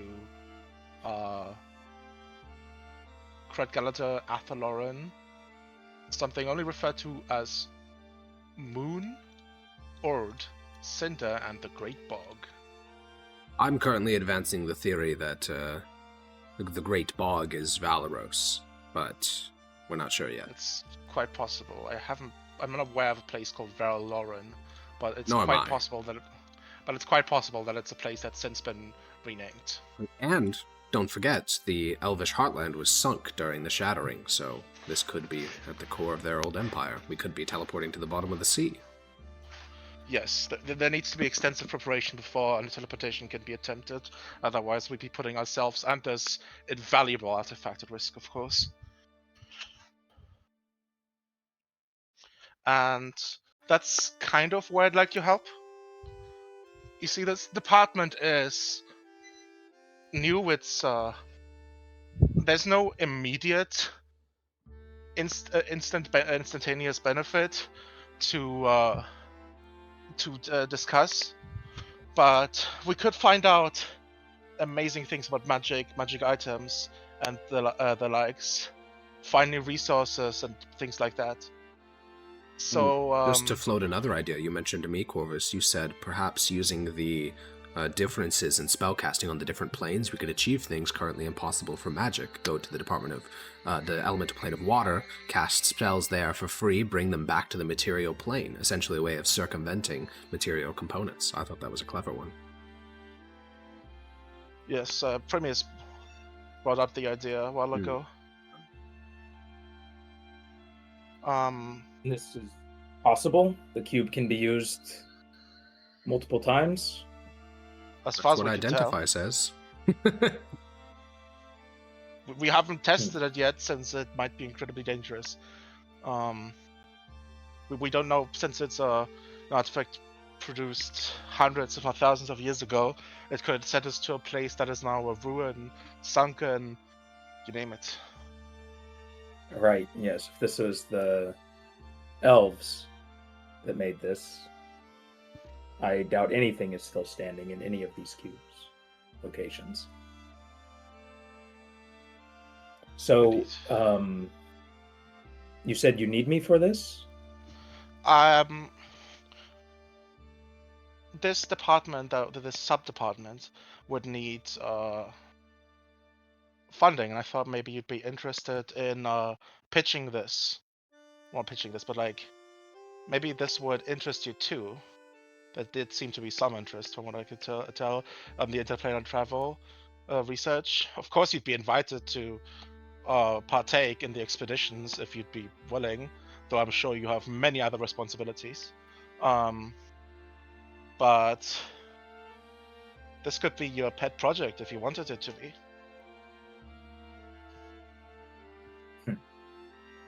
What kind of funding do you need, or vouching?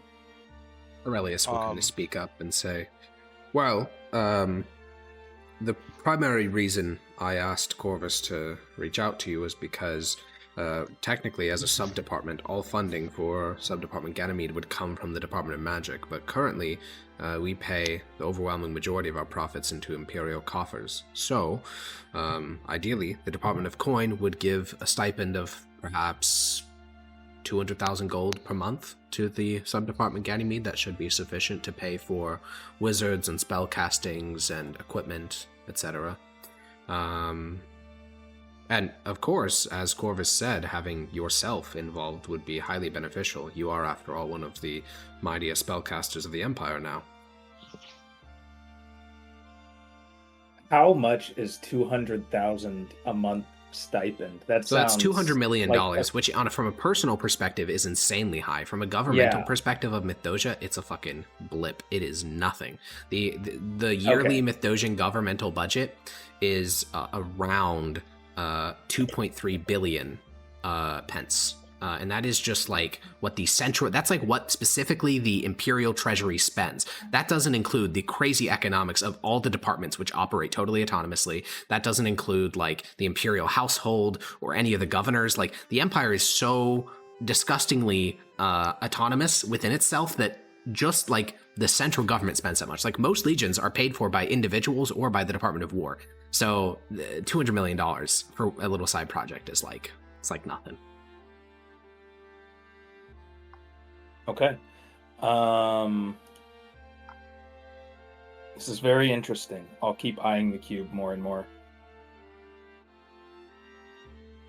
I'll see, yes. I'll see what I can do. This sounds intriguing. All right. That's what I hoped you would say. And, Aurelius will make some, he'll talk some more shop, mostly about the Civil War, because as Deputy Autarch of the Department of Magic, he'll admit that he won't be able to help with Sub-Department Ganymede for much longer. In about 2 days, he's heading out to Sedalia to go obliterate some villages.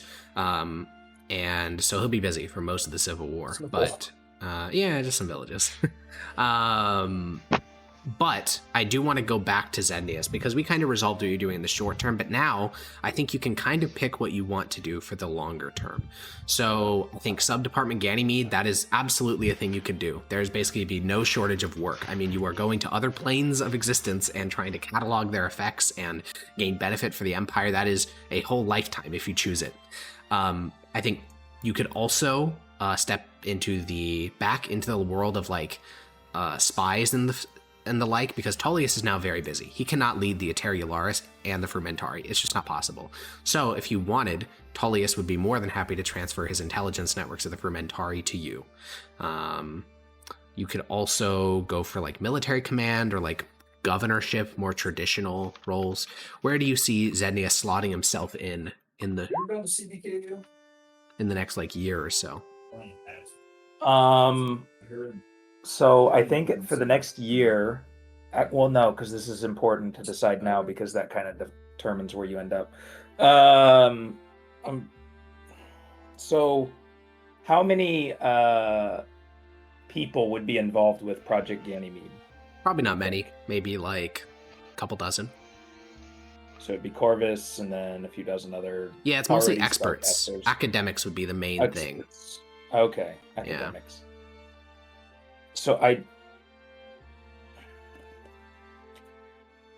am very interested in the plane stuff, but maybe I will just yield the fruits once we get there. Sure. I mean, it's worth keeping in mind. A little bit, but... Tullius doesn't have much expectations in terms of what you do. Now that you guys are in power, he mostly just needs you not to get yourself killed, which is why he refuses to let you be a judge. He would also veto you doing like, I don't know, direct action in the Civil War. He just thinks that's unacceptable. So he wants you to do something that won't get you guaranteed killed. But other than that, he's pretty flexible with what you want to do. Right. I sent you in DMs. Yeah, that, you did. That spreading some Tel Corel stuff is of importance. So Project Ganymede, I wouldn't have much not many people under me that I could influence. Correct. I think if you wanted that, Frumentari would definitely be the way to go. Okay. Because as Then you I think, know, yeah, when you're in the Frumentari, you have almost complete control over all information they have, like their entire lives. You're basically grooming children into being assassins, so it'd be pretty easy to be like, hey, while you're at this, you want to worship a, a really cool god? yeah, just get a little bit stronger and you can be invisible, and that really helps with the spy stuff. True. Very true. Okay, we're going Spy Master Zednius, huh? Let me check my Frumentari stats to see if Zednius. I'm good at that. Oh, 11 deception, I'm down. I can do it. Okay. Frumentari Zednius, like father, like son. Then, I think, since we're going on a slightly larger timescale here, one of the last things I want to cover for you is that starting about 2 weeks after the death of the beast, every night when you fall asleep, you dream you're in Alvangar Doom. It's one of those things where you're not sure if it's a dream or a vision or like it's literally happening, like your soul is literally going to Alvangar Doom. But every night when you fall asleep and close your eyes, you awaken back in that golden city filled with light and angels and spirits walking around. And Hedmenariel is at your side, though he doesn't look like a sword. He looks like a massive armored warrior in like black spiky armor with 3 heads. And you have the opportunity while you're in Alvangar Doom to commune with Telkarel basically every single night. You have gotten so powerful as a warlock and so in the good graces of Telkarel that you have essentially easy access to him. And what do you think Zednius does? You know, when he falls asleep, he has 8-9 hours here and he's fully conscious and aware the entire time. What's he doing in Alvangar Doom? Learning more about how the magic system functions in here, partly. Sure. Okay. And Telkarel is here, so yeah, not embodied. He Yeah, is represented by embodied. the Golden City itself. He is not like Okay. the Emperor. He's not a thing of flesh. is Hegal unreachable? Hegal is actually very reachable. He's just always popping away. Like you'll see in the sky will appear this massive winged black figure carrying the soul of some new faithful, and then he'll drop them and then disappear again. The Archangel of Telkarel is very, very busy. He's the busiest of the angels by far. What is the common tongue of Telkarel's groups? Well, you know, it's an interesting one. Everything here will speak essentially whatever language you want them to, because you're mostly communicating through thought primarily. Okay. Yeah. Okay. Now you can say whatever words you want with your mouth, but it's really the thought that is getting through. What does this plane look like? Yeah, so Alvangar Doom, when you first came, was this, you know, blackened city, gray skies, but now what it looks like is this golden ambient light covers everything. It's like a gold filter has, you know, spilled out of the sky. The skies above you are white and pillowy like clouds. The structures are all made of like either black stone, but with the golden light playing off their surface, they almost look like they're liquid and molten. And this city spreads out essentially in all directions. The architecture grows increasingly like surrealist as you get further from the central pillar. And there are really only 2 residents here. Those are the angels of Telkarel, those being like Hetagal, Hedmenariel, other Hets that you have not properly met yet, though most of them are still just barely waking up after millennia sleep. Hedmenariel and Hetagal are the most active by far. And then there are the Shades. These are the faithful of Telkarel from long millennia ago that died in Congress with him, and so have just their souls linger here. Many of them you can't even get like a single sentence out of. Also, almost all of them are elves, almost every single one, which is a strange thing to see an elven soul just lingering but being unable to get any, you know, secrets from its mind.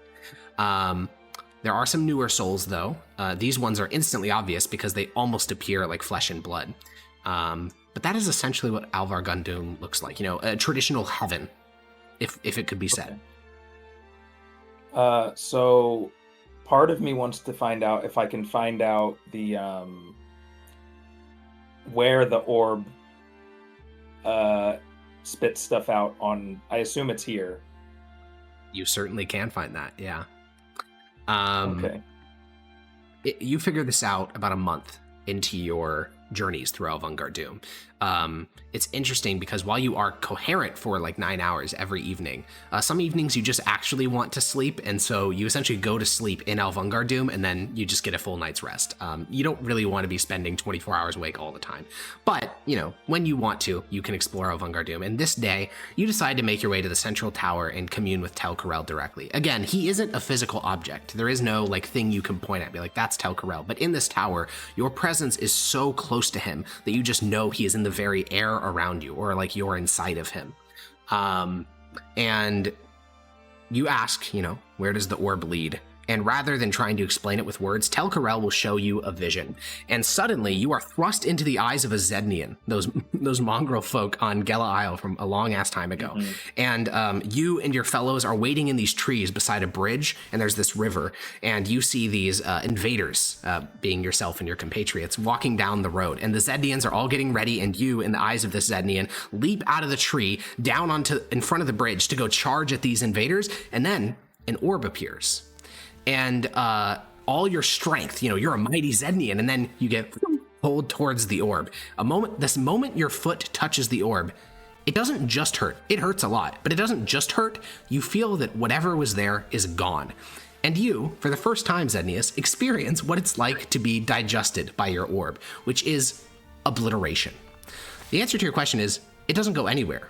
It gets completely converted into magic, as in it ceases to be entirely. Yeah. You condemned a lot of things to obliteration. Yeah. And I think one of the last scenes... So does the soul also get converted to magic? Or would yes, they still it does. Go to the realm it of gets soul? converted to magic to feed Alvungar Doom. I think one of the last scenes is, this is maybe months after the defeat of the beast. And you are walking through Alvungar Doom with Het Menariel at your side. It's interesting because here, he's actually way more chill. Unlike in the material plane, every time you hold him, he's like, we're gonna kill. But here, he seems to know that, like, there's nothing to really kill here. So he just kind of walks around in his massive armor with his 3 heads. And the two of you guys are walking down one of the long thoroughfares. And you see Het Hagal swoop down from the sky, his many, many wings, and he drops someone to the ground and then flies back up into the heavens. And the soul that lands on the ground is a human. He kind of looks almost flesh and blood, which means he's very recently died. And he kind of rubs his face and looks around, and then he'll seem to see you and Het Hagal. And he kind of like raises his fist defensively against Het Menariel, but when Het Menariel doesn't move, he'll look at you and say, "Where am I?"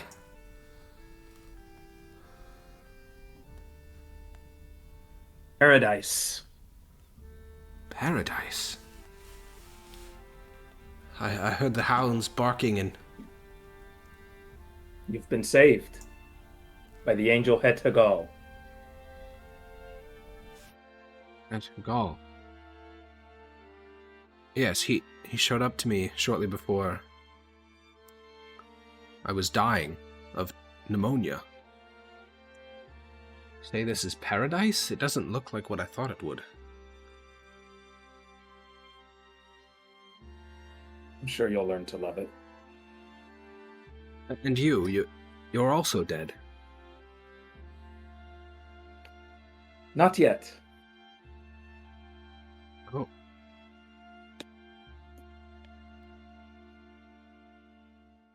Is there no trial? I just get to be here. Yes. You're free here. Oh. And he just kind of looks around, and it's interesting because, you've died before, and through Het Hagal, you actually got a vision of your dead soul that you wouldn't remember. Alvungar Doom is beyond the veil of death. Memories of what transpires here can never travel to a living person, even if you're, resurrected or whatever. but you can watch as the slow knowledge that he is dead and he is now saved begins to move through the spirit, and you watch as this fleshitude to the soul, this part of him that was like clinging on to life, starts to fade, and this opacity, starts to fill through the spirit, and slowly he becomes more and more see-through, and he begins to walk down one of the roads, and Admenariel, with one of his 3 heads, will look towards you. It's the face of a lion, but what exits is a pretty normal voice, and he'll say, "This is not paradise. Why do you lie to these souls?" Helps them accept the change. It is foolish. They would have accepted it eventually. They have an eternity to do so. This is true. But I like doing it. And with that, as you continue to walk the streets of Alvungar-Doom, looking for those who have died in service of Telkarel for the first time in millennia to help shepherd them to their eternity, we are going to cut to Primius. Now, Primius, we're not going to skip forward much in time because your concerns are much more immediate. The Department of Faith, what is supposed to be the bastion of worship of the Emperor, is an open rebellion. The building is guarded by inquisitors. It is openly ignoring imperial decrees. And based on your DMs, when you return to Mythos, your sole intent is to end the status quo, to break this rebellion. Is that still accurate? It is true. Okay. Well, you will, with a section of the Imperial Guard, some militia, some of the town guard, and a little bit of legionary forces, will join the blockade around the Department of Faith. And the reason why an assault hasn't been launched is for several reasons. One, because there's a lot of very powerful divine spellcasters in there, and the idea of killing a quarter of the Empire's divine casters is not ideal. But the main reason is because Tullius is waiting for Galenus to strike first. Once Galenus does some shit, then he's going to drop the hammer on the Department of Faith. So, unfortunately, you are not influential enough to have much influence over when the assault happens. However, your role in it, you can basically determine. Do you want to be in the vanguard, charging in, killing your fellow divine spellcasters? Do you want to target a specific area of the Department of Faith? What is Primius's goal here? I think the vanguard. Okay, so you will be charging into a room filled with dozens of divine casters of pretty substantial level. I mean, we're talking Father Hyperion, we're talking Mother Dulcian. These are people who have fought for the Empire for decades and are very substantial divine clerics. This could be rough for you.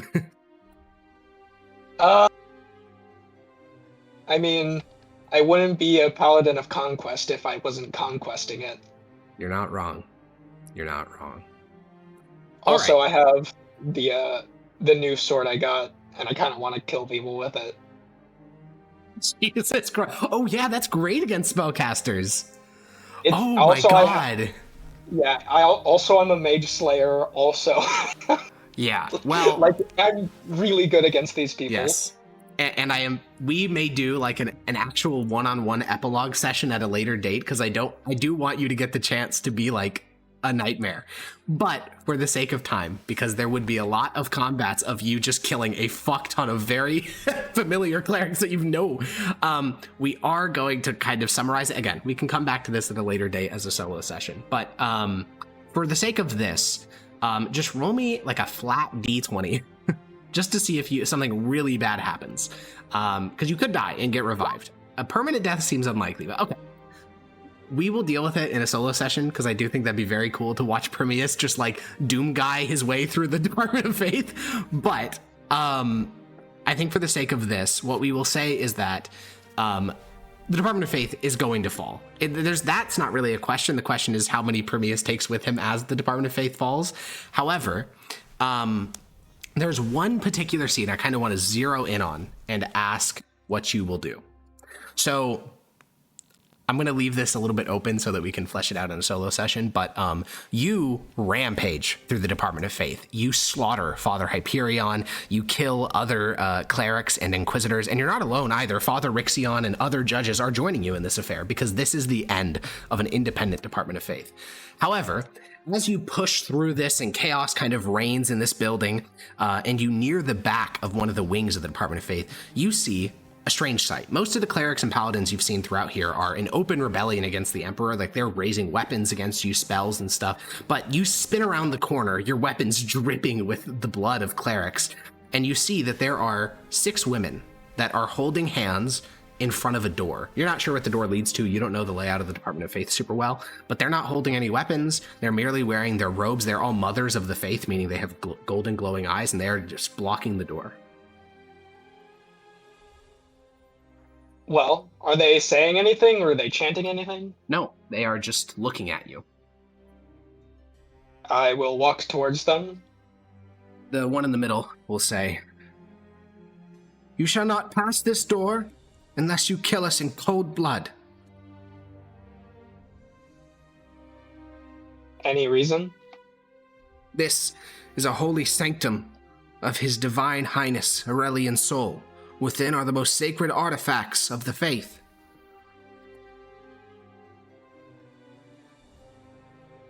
Then I will do what you wish, and I will kill them.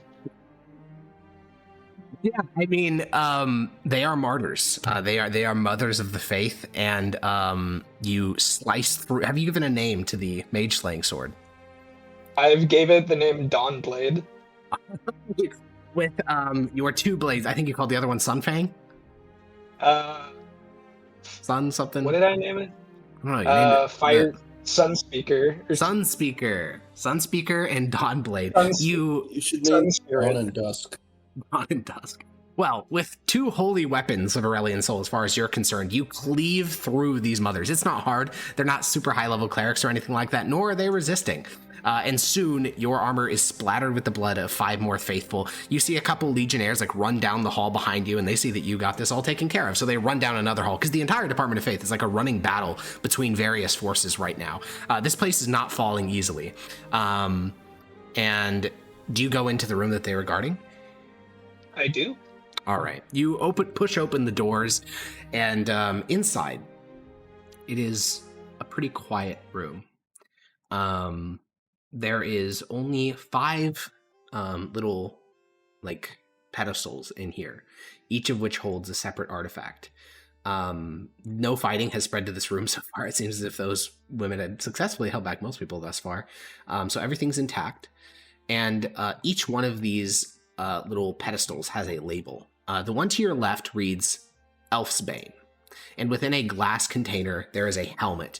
The helmet is alien. Like, it doesn't look dwarvish, it doesn't look human. It looks like almost like elvish, but not really. It's made of this black stone. The armor is spiky, and the helmet has these 2 eye slits. And the plaque continues and says, "The Helm of Pelinal Elfsbane."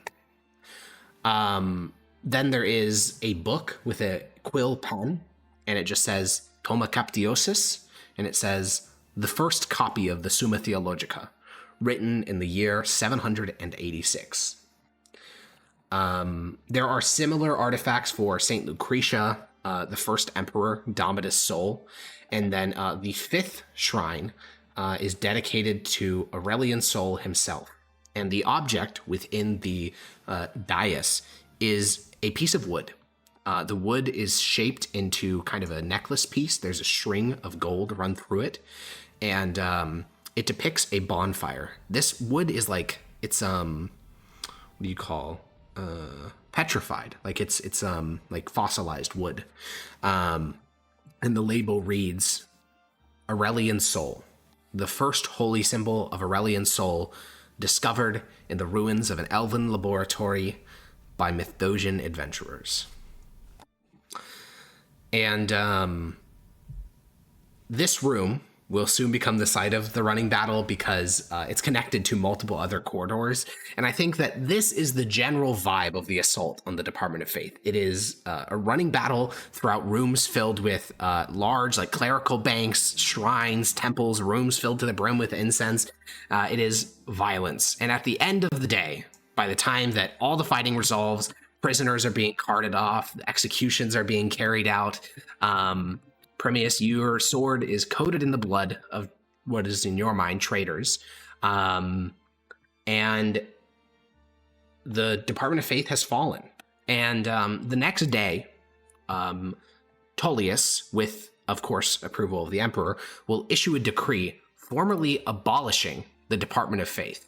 All matters of religion will be managed by the church, which is interesting because it basically reverts back to before the Light Wars, where the church was like its own entity. But that is the decision that has been made by Tullius. So, in the slightly longer term, Premius, as the Civil War ramps up, I don't picture Premius as getting involved in like political shenanigans or anything like that. So I guess my question would be, where do you see Premius serving in the Civil War? Because it sounds like he's serving, all right. I was gonna say they need a general. There's tons of generals. There's tons of, you could be a judge still. You could become a general. You could become a frontline soldier. There's really... I was gonna argue I could become the Department of War head. Probably not that, but they would probably want someone who's a part of Clan Bologna for that. But you definitely could be a legate for sure, in charge of your own legion. Yeah, let's do that. Okay, then just literally like a week after the slaying of the beast, you storm or I guess it's like a week and a half after the slaying of the beast, you storm the Department of Faith, you slaughter them. This image of Premius like drenched in the blood of fellow faithful definitely dampens your reputation amongst most of the people in Mythosica. Not that you particularly care. And then you will be made legate of the 13th Legion, which doesn't exist right now. You have to make it from scratch, but it certainly gives you something to do as the Civil War begins to progress. And I guess I will let you decide how far you want to go into this, but like, Premius is going to be pretty brutal in this Civil War, isn't he? Oh, yeah. Okay, so we're talking like scorched earth, burned fields, slaughtered villages, like no prisoners. Yeah. Okay. Jesus Christ. 17th level paladin just like obliterating. He's going to be the Sherman of the Civil War, just like destroying huge swaths of rebel territory. Okay, well then I guess we know where Premius will be in a year from now. It'll just be burning villages.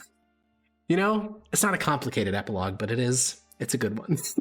It's very well, fucking rip and tear. Yeah, it concludes. Rip and tear until it is done. Shit, that just gave me an idea. Yeah. Oh yeah, when Maximus finally gets to, like, fights Premius in battle. No, not even that. It's that it gave me the idea. Like, the average people of Mythosica hate Galenus' army, and the way I can do that is just by variety of... That's true. The issue is, if Blake is over... Yeah, Premius is also doing, like, horrible war crimes. It does make both sides just kind of shitty. It doesn't actually make either better. Sorry, both sides. I have to do worse things than him if I want it to even have an effect. It's a war crime off. And Galenus probably wouldn't let you do that. Yeah, and that's the issue. Is that all right? So Blake just unfortunate. Hey, but he's going to be real effective in Sedalia when he gets deployed. Hopefully. What a nightmarish creature for me. All right. Well, Grania. I saved you for last because yours is kind of the most self-contained. We are going to roll back quite a bit to just like basically the day you slay the beast. So all the other players are still around. So Grania. After sending the beast back to its imprisonment, you and your fellow judges are teleported by Aurelius back to Mythos. You all make your way to the villa. Most of your fellow judges are thinking of like, okay, what are we gonna do? You know, Maximus is thinking about his double agent shit. Corvus is thinking about visiting his mom. Primius is getting trying to like sending messages to Tullius saying, "Put me in, coach. Let me kill all the people in the Department of Faith." And Zednius is waiting for Tullius to contact him. And as you go to sleep that very evening, you will receive a dream. The Mother of Groves has never communicated with you this way before, and yet she does. And you will see a glade filled with dewdrops. It's safe. Birds are tweeting. It's a very inviting glade. And then the dream comes to an end.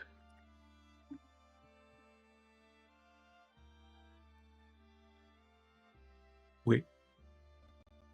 Do I recognize that as like the glade she rolled over? You just get the yeah. I mean, it looks a lot like some of the glades of the Ardreach, but the Ardreach is massive. It contains many glades. Right. But that makes me think that like, oh, shit's better now. Sure. So I'm just gonna kind of open it up to you. What do you want to do? Do you want to say goodbye to your fellow judges? Do you want to contact Placentia? Do you want to just go into the fucking woods? What's the plan? I do want to reach out to Placentia and Maximov. Maximov? Who's Maximus? Maximus. Oh. Sorry, I have Double Agent Maximov. It's my mahjong friend. I've been using the word too much lately. Well, Maximus will probably be the quickest to contact. Maximus hasn't even, like, he's not even preparing to go to the plains yet. He's still, like, thinking about what he's going to do. And so you can probably find Maximus, like, in the center of the villa. Maximus, what do you do to help you think about something as intense as, like, oh, fuck, do I go and defect? Like, do I go be a double agent? Like, what is he using to concentrate to think about this? Go to the stables, make sure no one... No one is what? Your voice cut out. Within like 200 feet. Okay, sure. And then talk to Mickey about it, just sort of out loud to help the thinking process. All right, you're talking with Mickey. You're talking it through, and the fluttering one is the one who finds Maximus, so Maximus doesn't notice. And Grania, you through the fluttering one's eyes, you were informed that Maximus is in the stables talking to Mickey. Okay. Then I will try to go visit him, but I'll just kind of like stand in the doorway and when I first get there and just see what he's doing. Sure. You walk over, you stand in the doorway silently, and Maximus, you're not the one that notices her. Mickey lifts his head and looks towards the door, and you turn around, and Granny is just standing there staring at you. Oh, good Lord, Granny, you snuck up on me there. She'll sign. I was going to wait till you were done. Oh, no problem. Come on in. She'll come in. What can I do for you? She'll sign. I'm here to say goodbye. You'll see, like, a lot of emotions pass through his face. Like, sadness, worry, but also kind of pride. Oh, you're finally going off to... Well, I'm not entirely sure, but assist your... home. Home. It's the best place for it. Well... I'm gonna miss you, Grania.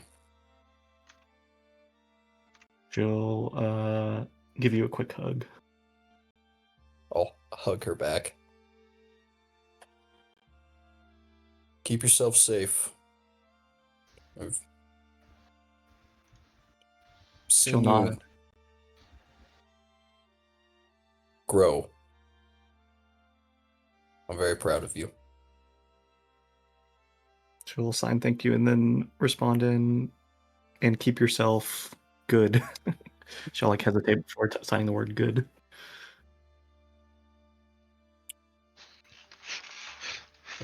I I fear that I'm going down a path. Well, it's reminiscent of what I used to do back when I was in the cavalry.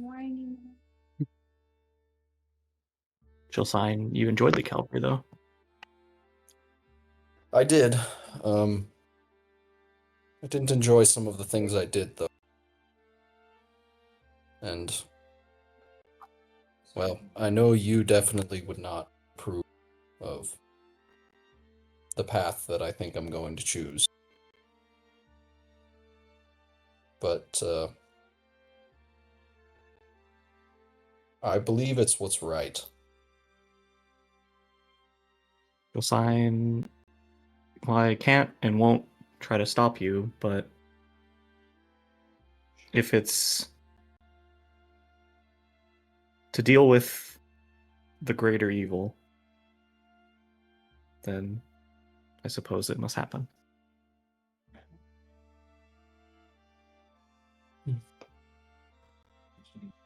Well, Yeah. I suppose it must. I think in Grandia's mind, she's thinking, like, this guy is gonna go against Tullius, yippee! yippee! Uh-oh. Maximov would never join, or Maximus would never join Tullius. Oh, true.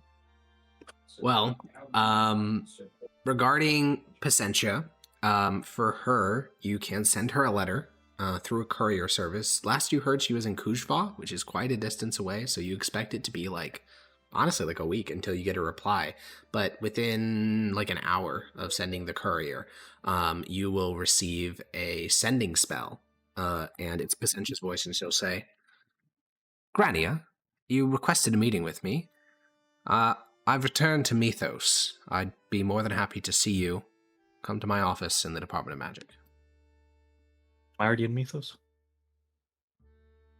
You can ask her why she's in Mythos, but you can't reply, unfortunately. No, I'm saying, am I already in Mythos? Oh, yeah, you're in Mythos. Yeah. That's Okay. where you returned from slaying the beast. Then yeah, I'll go visit. Yeah, you head to the Great Department of Magic, this massive building, primarily busy with commercial transactions of selling scrolls and stuff. But you let them know you're here to meet High Arcanist Pacentia, and they will guide you to...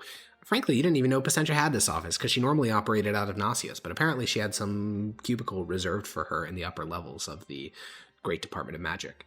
The window gives you a view out onto the city behind Pacentia. She's not sitting in the chair, though. She's standing up. She is taking some scrolls out of her satchel bag. She clearly got back pretty recently.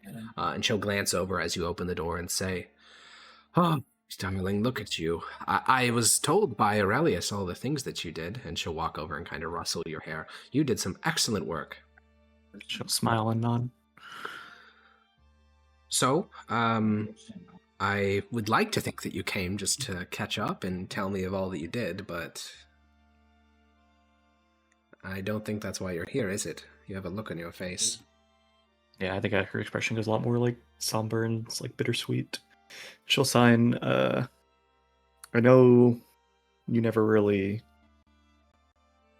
dug into where I came from before or how I came to be or the things that I'm able to do, but I've completed what I've needed to do here. And Grania, don't.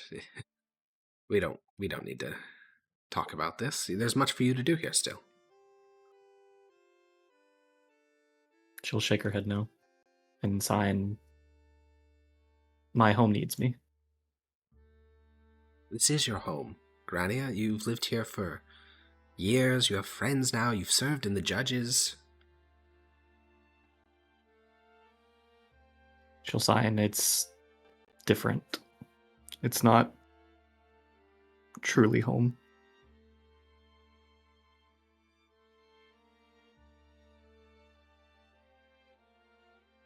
Did anyone ever tell you the story of King Advarn's hunt? Just shake her head no. It's a long story, but a king is invited to a Fae's wedding. He goes into the woods, gives gifts to the Fae. The Fae are generally quite thankful, but one of the king's hunting hounds bites one of the Fae, and the Fae king demands that the hound be killed. The King Advarn, he refuses. That is his favorite hound.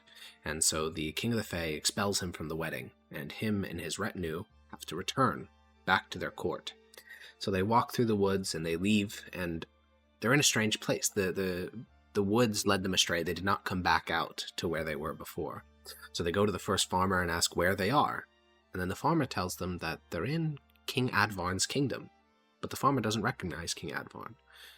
And through much shenanigans and magic that I won't get into, they discover that a century has passed. The kingdom has moved on. In fact, it's not even his dynasty that rules anymore. It's not a story just because it's made up. It happened. King Advarn is a real person. His kingdom did fall apart in his absence because he annoyed a Fae. If you So go, not along, like, all this is true. Yeah. What's so if what? you go, I could never see you again. None of us could. You could be dead the moment you stepped through the woods because 300 years has passed. She'll seem confused by the statement and sign, "That's why I'm here saying goodbye." Forever. She'll nod. He'll swallow. Oh.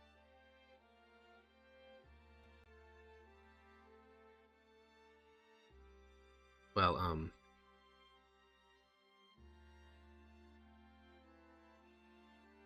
suppose I should tell you then. I was going to try to cast a legend lore spell on you to see where you were born, because you're clearly human. You're from somewhere around here. I think you're important enough that it would work now.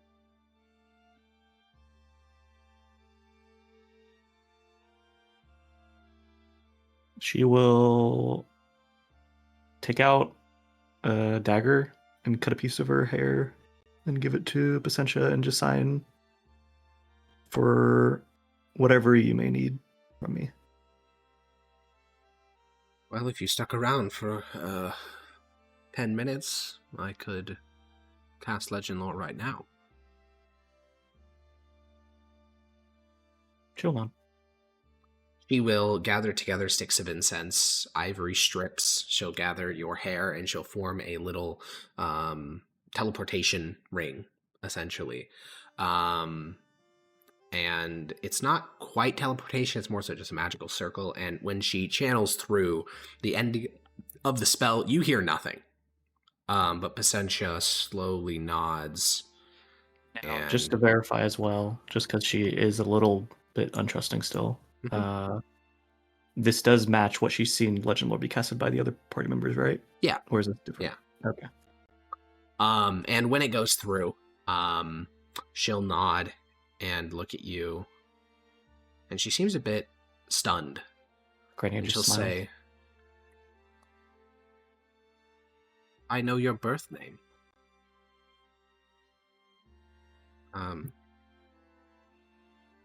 Your birth name was Pultana Yechik. You're Chill, sure. Tabrashin."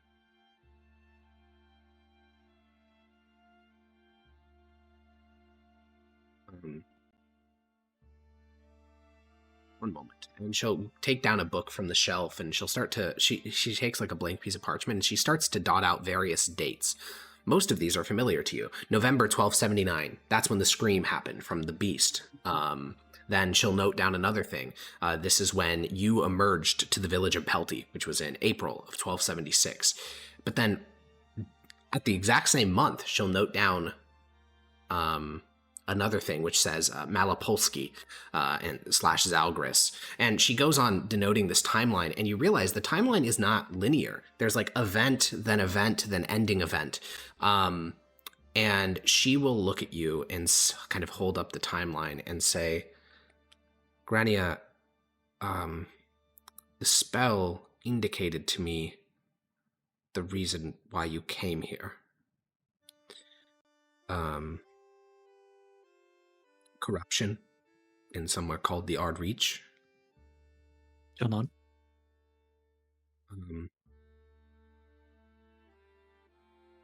I feel the need to tell you this because I'm not sure if anyone in Athelorn even knows this, but you were born Platonic Yechik in April of 1276 in the village of Zalgris. Your village was destroyed by the dragon, and a hag took you from the ruins.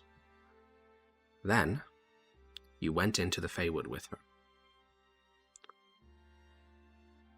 The event which caused the corruption seems to be, from what I saw in the legend lore, the Beast of Atlia, which happens in 1279.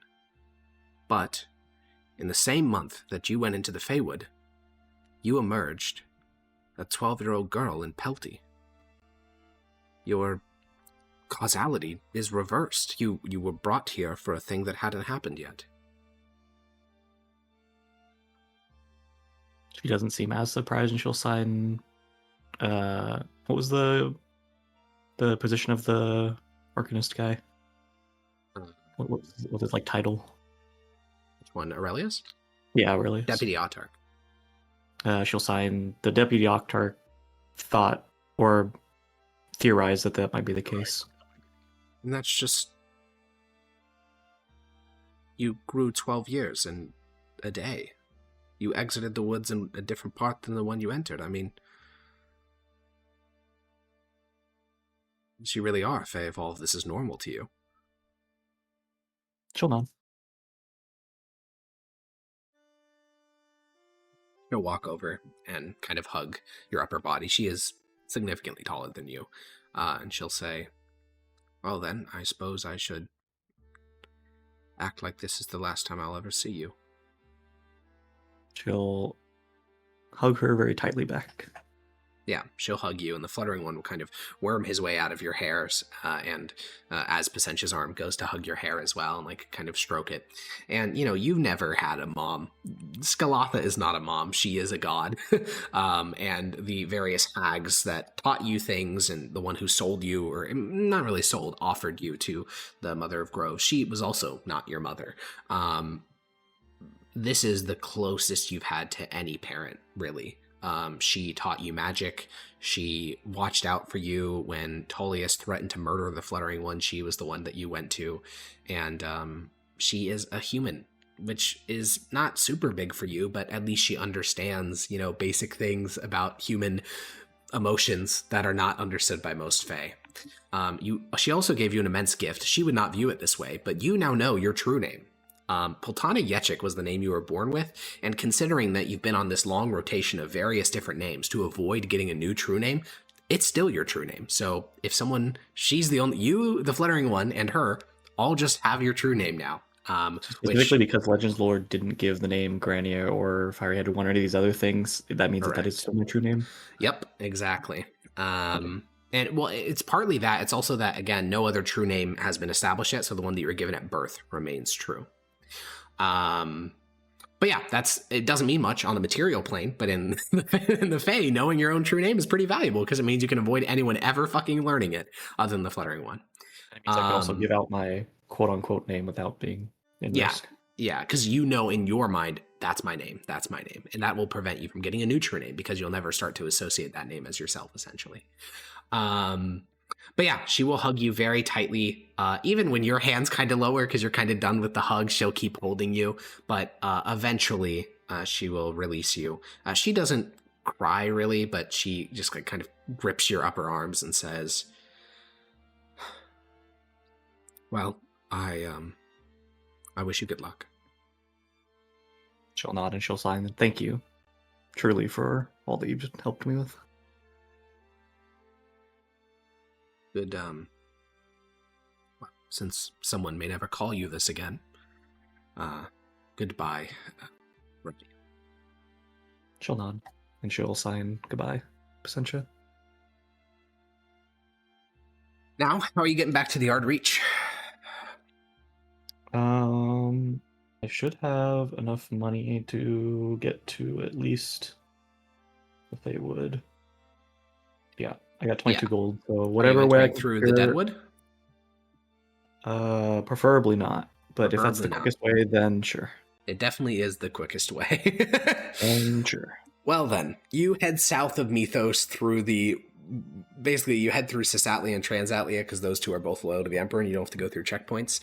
You never actually resigned as a judge of the Empire, but also the realm is in such chaos that Cato is not there to be like, hey, what are you doing? I felt like there were only two people important enough for me to say goodbye to, and I don't really care about fair that. enough. And you just walk into the Deadwood. For a normal human, this is a horrible death. You will get lost and ripped apart by the Necromortis and all the various races that they are allied with. Blights and fucking Treants and Druids and all that stuff. However, you walk into the Deadwood, and basically the moment, once you're about a mile into the woods, you feel this kind of like warm hand kind of gripped with yours. It's clearly some type of magic, not like an actual entity. And it guides you along a very particular path. At times you're walking through brambles as tall as you. The fluttering one has to like push other things out of your face, but you don't run into anything. You don't run into undead or angry pixies or anything. You just walk along this path, and eventually the terrain around you begins to change, and you know what you're on now. You are on one of the pathways of the Archfey. These are paths which kind of worm through Athol Loren and can take you vast distances in short walks. You could consider them like portals, but a very weird type of portal. And the Deadwood rapidly kind of disappears around you. And as you push through a hedge, you appear at the edge of a very familiar glade. This is not the heart of the Ardreach. This was merely the glade where the corruption once reached. You and Might and the Fluttering One had gone to the edge of this glade to look out at the approaching corruption, and you had your first encounter with the corruption here. And now this glade is fine. In fact, it's overgrown compared to the last time you saw it. These plants are taller than you, and the Fluttering One kind of alights on your shoulder, and you see him out of the corner of your eye because he's no longer invisible. And he kind of stands on your shoulder and with one hand grips your hair for stability and says, "Do you think we're actually back?" She'll nod and say, where else would we be? I don't know it. It's just so peaceful.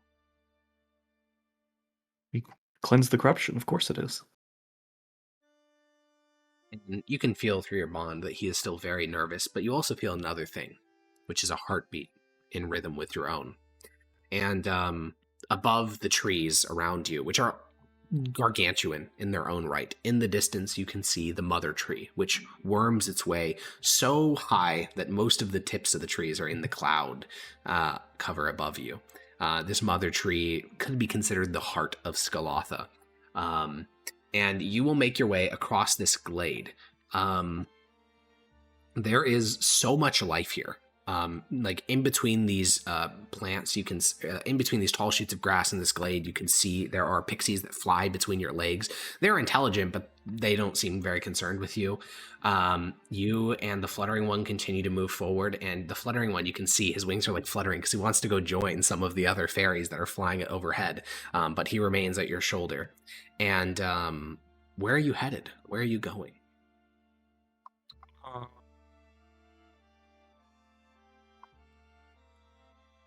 I guess the best place I know how to just get to the mother. Like, I remember in our pre-session where there was like that meeting place where we all met up with all the fake creatures of our realm. So I guess there. That would be the mother tree. Spot. And yeah, you can make your way there. It's actually not all that far to get to the mother tree, and it's very obvious as you're approaching it because the tree is just so utterly massive. And you can go there with the Fluttering One. There is no great conclave of Fae being called at the moment, so you instead just walk through busy areas. There are moles, there are forest gnomes, there are satyrs, which were previously borderline extinct in the Ardreach because they're so easy to hunt by hostile forces. You also notice some familiar faces that were once in the court of the Rageful Jester. It seems as if they've taken residence here in the Ardreach, such as a hag with blood-red skin and white wispy hair. And you can walk past all of them. None of them look at you like you're anything special, which probably feels kind of comforting because in Mythdosia, people are always like staring, mostly because you're a spellcaster, but still, they're always looking at you. Here, everyone's just going about their own business. You can see that the Forest Gnome villages have expanded to the base of most trees. Last time you were here, the Forest Gnomes had only a tiny village at the base of one tree. Now they've expanded to dozens. And as you approach the hollow in the mother tree, the chamber is empty. The only thing in there is the massive glut of amber that holds one of Skalotha's physical forms. And you enter into the chamber, and your bond to Skalotha is so much stronger than when you were a kid. As a child, you needed to touch one of her branches, and then a pulse would travel to you. Here, though, there's kind of this buzzing of magic in the air around you, and then you feel kind of it's equivalent to like a hand kind of like wrapping around your head and holding you to its chest. That's the kind of warmth that you feel. And you hear her voice. It sounds like the creaking of wood, and yet you're still able to get meaning out of it. Like no words are being formed, but the meaning still transfers. And she will say, "You have done it."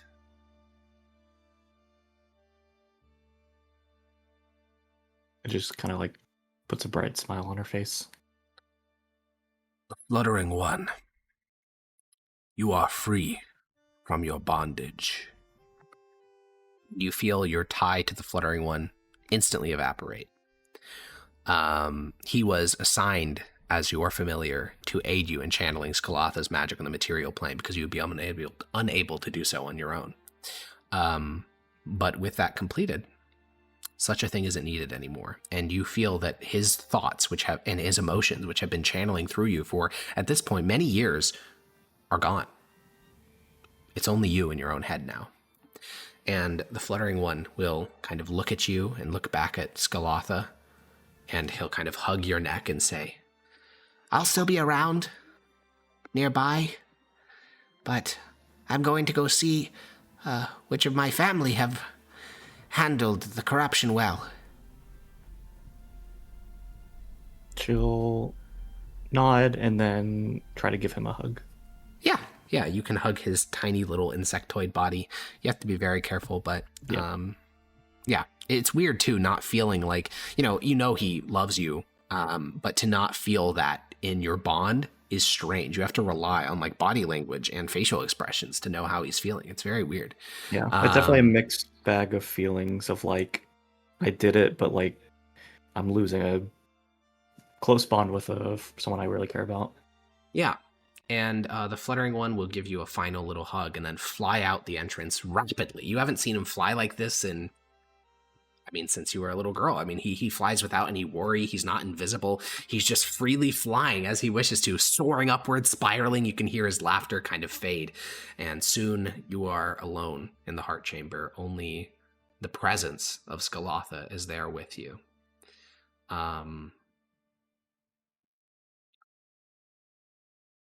She will... Yeah? Oh, sorry, go ahead first. I'll do it after. I was just going to say, she will convey to you through a series of images what transpired in your absence. In the Feywild, specifically in the Ardreach, because it's not entirely coherent how time moves, you were gone for a little bit over 80 years. About half of that time was spent fighting against the corruption. You see images of familiar faces, like Starnose the talking mole, or Might the little pixie, fighting against the creatures of the corruption within sight of the Heart Chamber. The Ardreach was all but overrun, and Skalotha straight up just couldn't figure out how this was even happening. However, then it just stopped.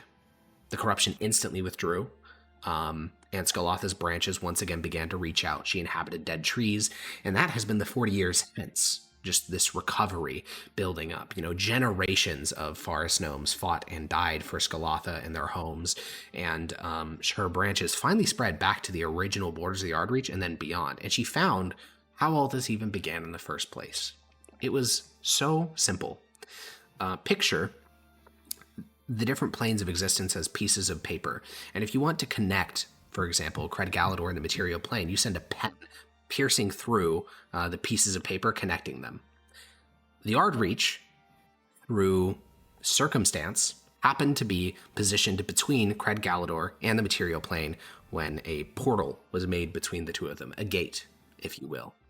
And when that happened, Cred Galador was able to freely spill into Athelloren. However, that's not what the corruption was. The corruption was actually this leeching effect that you noticed in the Southern Atlian Mountains, which is when a portal is made, it quite literally starts to transfigure reality around it closer to the place that it was from originally.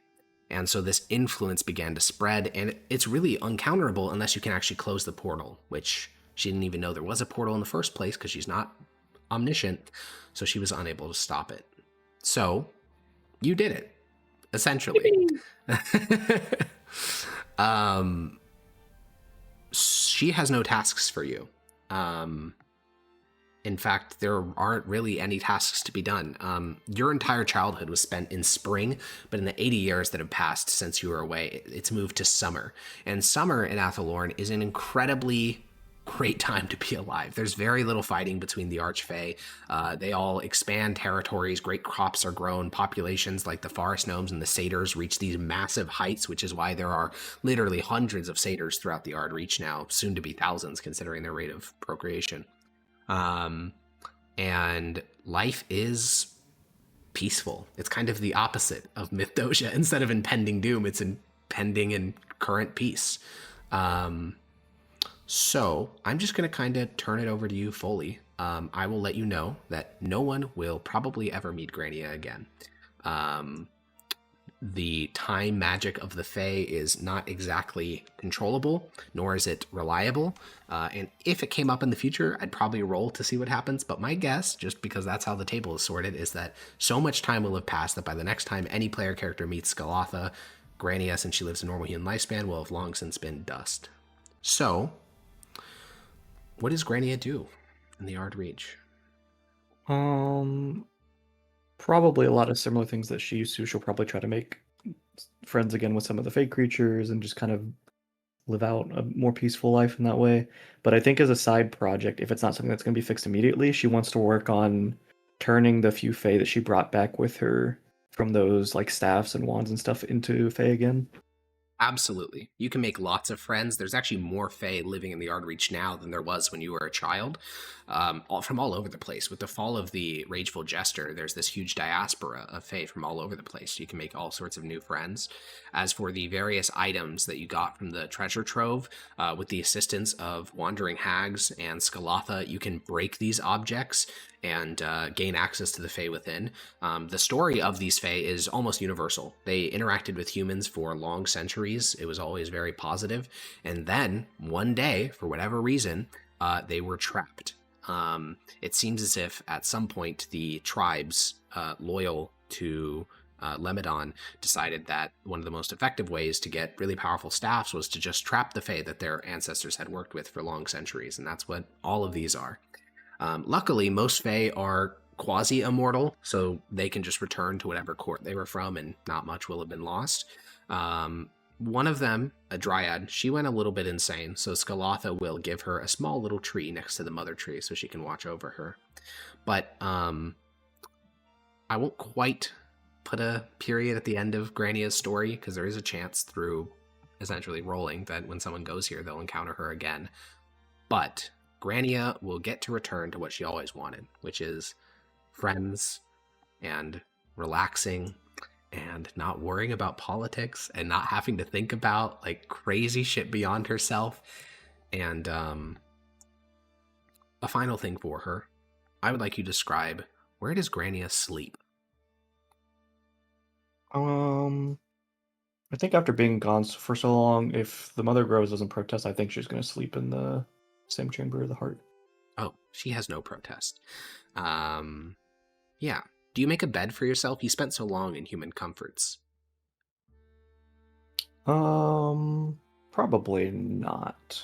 Okay. I think returning to this kind of like way of life is way more appealing than like clinging to maybe some of the nicer things in the human world. Yeah, slowly your Imperial Wizard robes will get tattered as the years drag on, and you find yourself not particularly interested in fixing them. You'll wash them, sure, but, as a girl, you essentially wore whatever scraps that hags would weave for you, and that's essentially what you return to in pretty short order. All it takes is one pretty bad rainstorm, and it just obliterates your robes. A lot of the books that you brought with you are similar.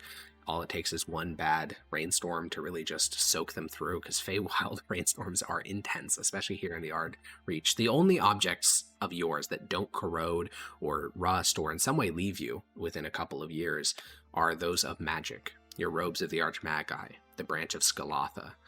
I will say as well, I think she, even if it doesn't work out, she will try her best to keep her fine clothes like as away from the elements and as clean as possible. Just kind of like the dress that Severus kind of like a you. monument to her previous like people she knew in her life and that kind of stuff. Yeah, you can conceal it in the amber of Skalatha and have it be perfectly preserved.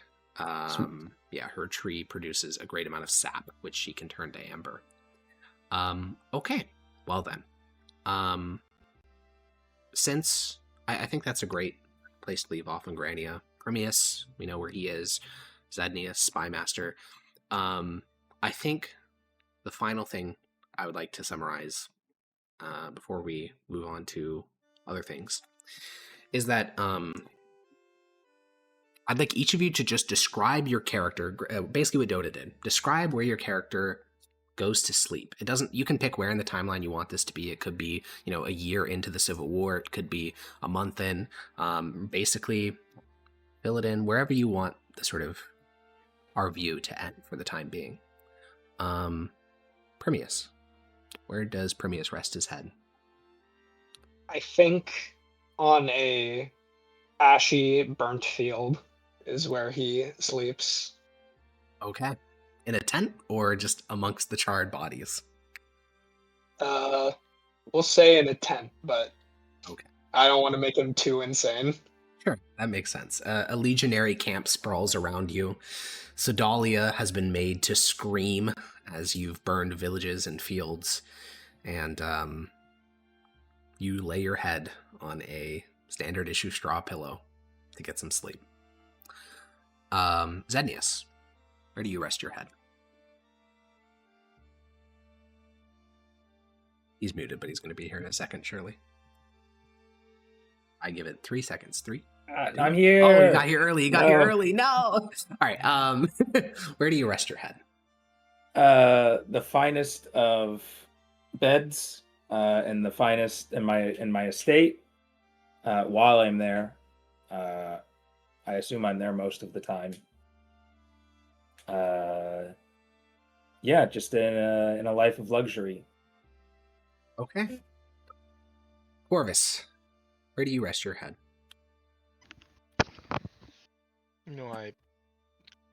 This is like a little bit further down the line. Corvus returns home from a day of preparation and paperwork. Tired, a little bit fatigued, but it's just an office job and he is very privileged. Closes the door to the house downstairs, makes sure the hearth is still kindled. Walks upstairs past his mother's bedroom and finally finds himself in his own master bedroom. It's a home for like on a scale of Capistrello, it's definitely like an expensive home, a rich people home, I guess. But on a grand scale, it's not as grand, not nearly as grand as anything Zednius would live in. Just something comfortable and nice, where he can sort his thoughts and do as he wishes. and Maximus. Again, you can pick where in the timeline you'd like this to be, but where do you rest your head? He's on push to talk and he for gore. Lost him. I'll figure it out any second. There we go. There we Okay. go. It's a backflip to talk. Much the same as Primius, except not in a burnt field of bodies. Just set his tent up somewhere near the stables. As time goes on, he probably sleeps less and less in there, and just less and less in general, until it gets to the point where the few hours he's getting tonight is more than likely spent with Mickey. And with that, would like to thank some people, all the players to start with, from the beginning all the way to the end, even the ones that weren't here the whole time. I want to thank the 5 of you for going through this for 2.5 years. Or no, 3.5? 2.5? Something like that. 2.5, I think. And 100 sessions. We will probably have a solo session with Primius, because I can definitely see the meat of what that session would be, storming the Department of Faith. But the rest of these will be just in the world of Valeros. They may show up as mentions in other campaigns, but likely not as characters. And we'll cross that bridge when we come to it. We're going to take a quick 5-minute break. And then we're just I'll field any questions you may have about things that happen in the campaign. It doesn't have to be many, as few or as many as you want. And then we'll be bouncing out. I think that's all. We'll be right back.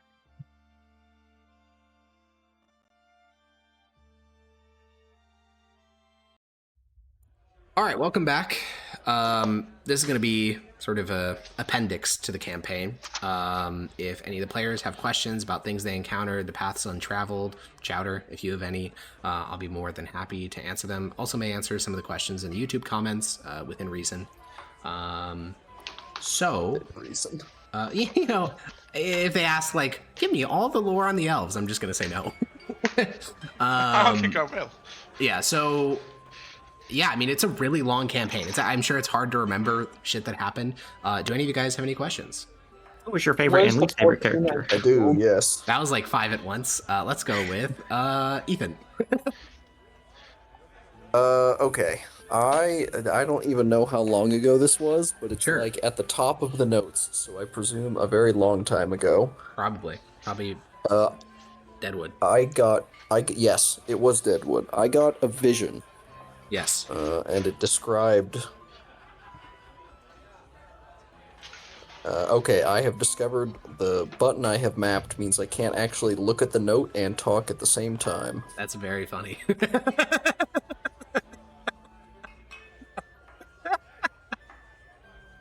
He's looking at the note now. The one who schemes, the one who screams, and the one who's in your dreams. It was that one.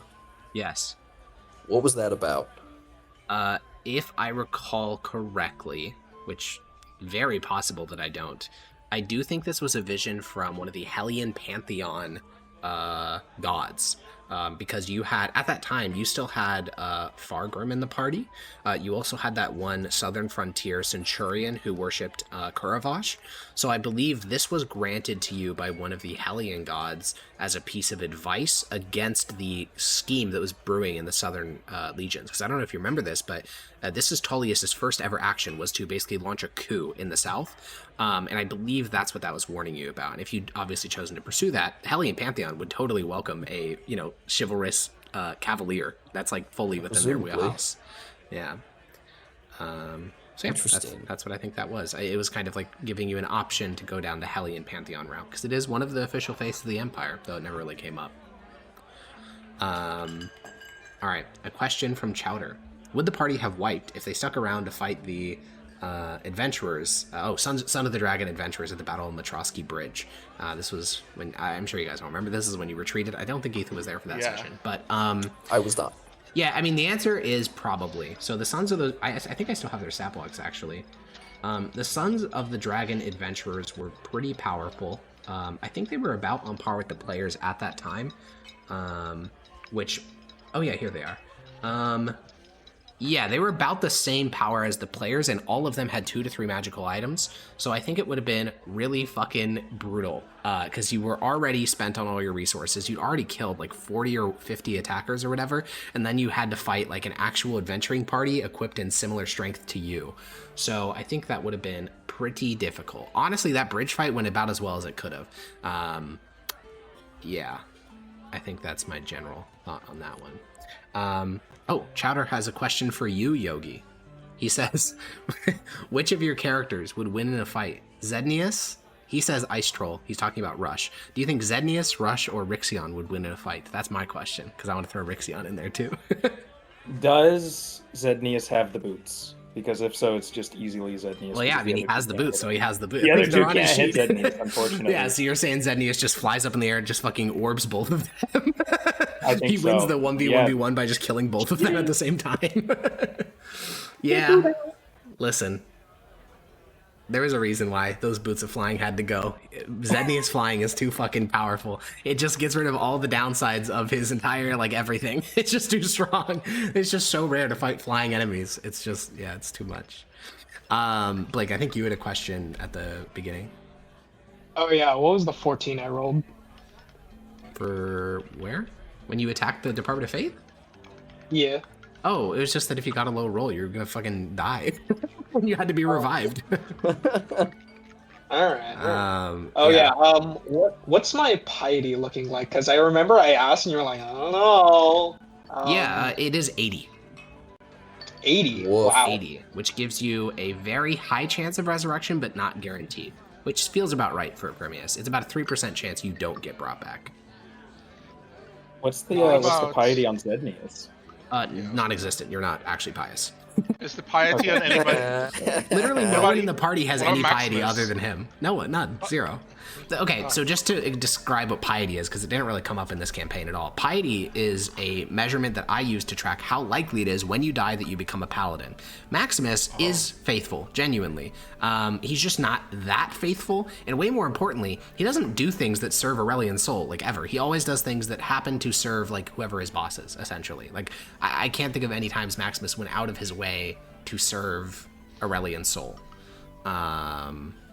Whereas Permius aggressively was willing to kill a lot of people to serve Aurelian's soul, and he came in with a campaign with a fair amount of piety to begin with, because he's already a paladin.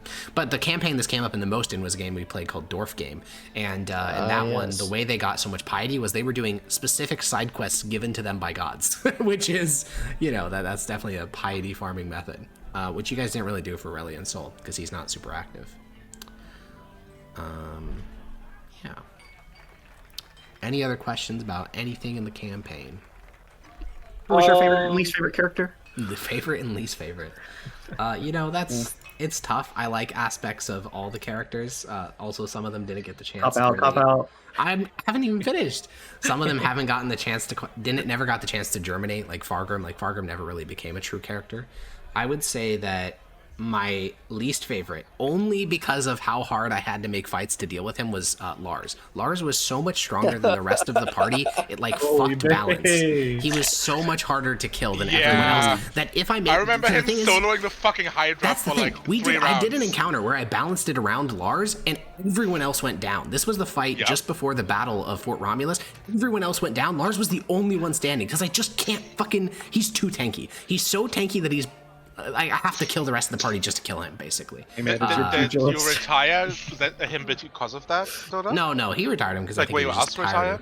No, I didn't ask him to retire. No, I just didn't think he was a very good character in terms of RP, and while he was great in combat, it was just like I wanted more RPable stuff like I had with Laya. Yeah, Granny was great.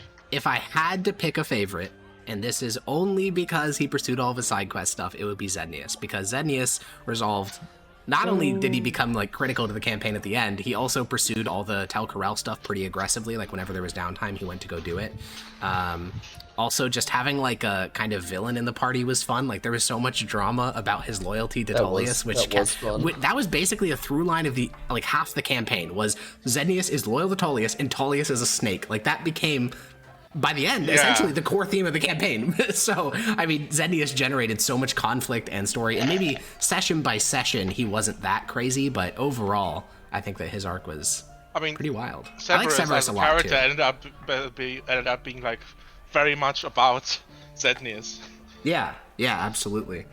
Which is why I ended up not reviving him, because I wanted a character that's more self-sustained and that's fair. Yeah, I mean, because there was a point where like the party was basically split on like the Zednius camp and like the anti-Tullius camp. So I felt like he just made a lot of conflict, which was good.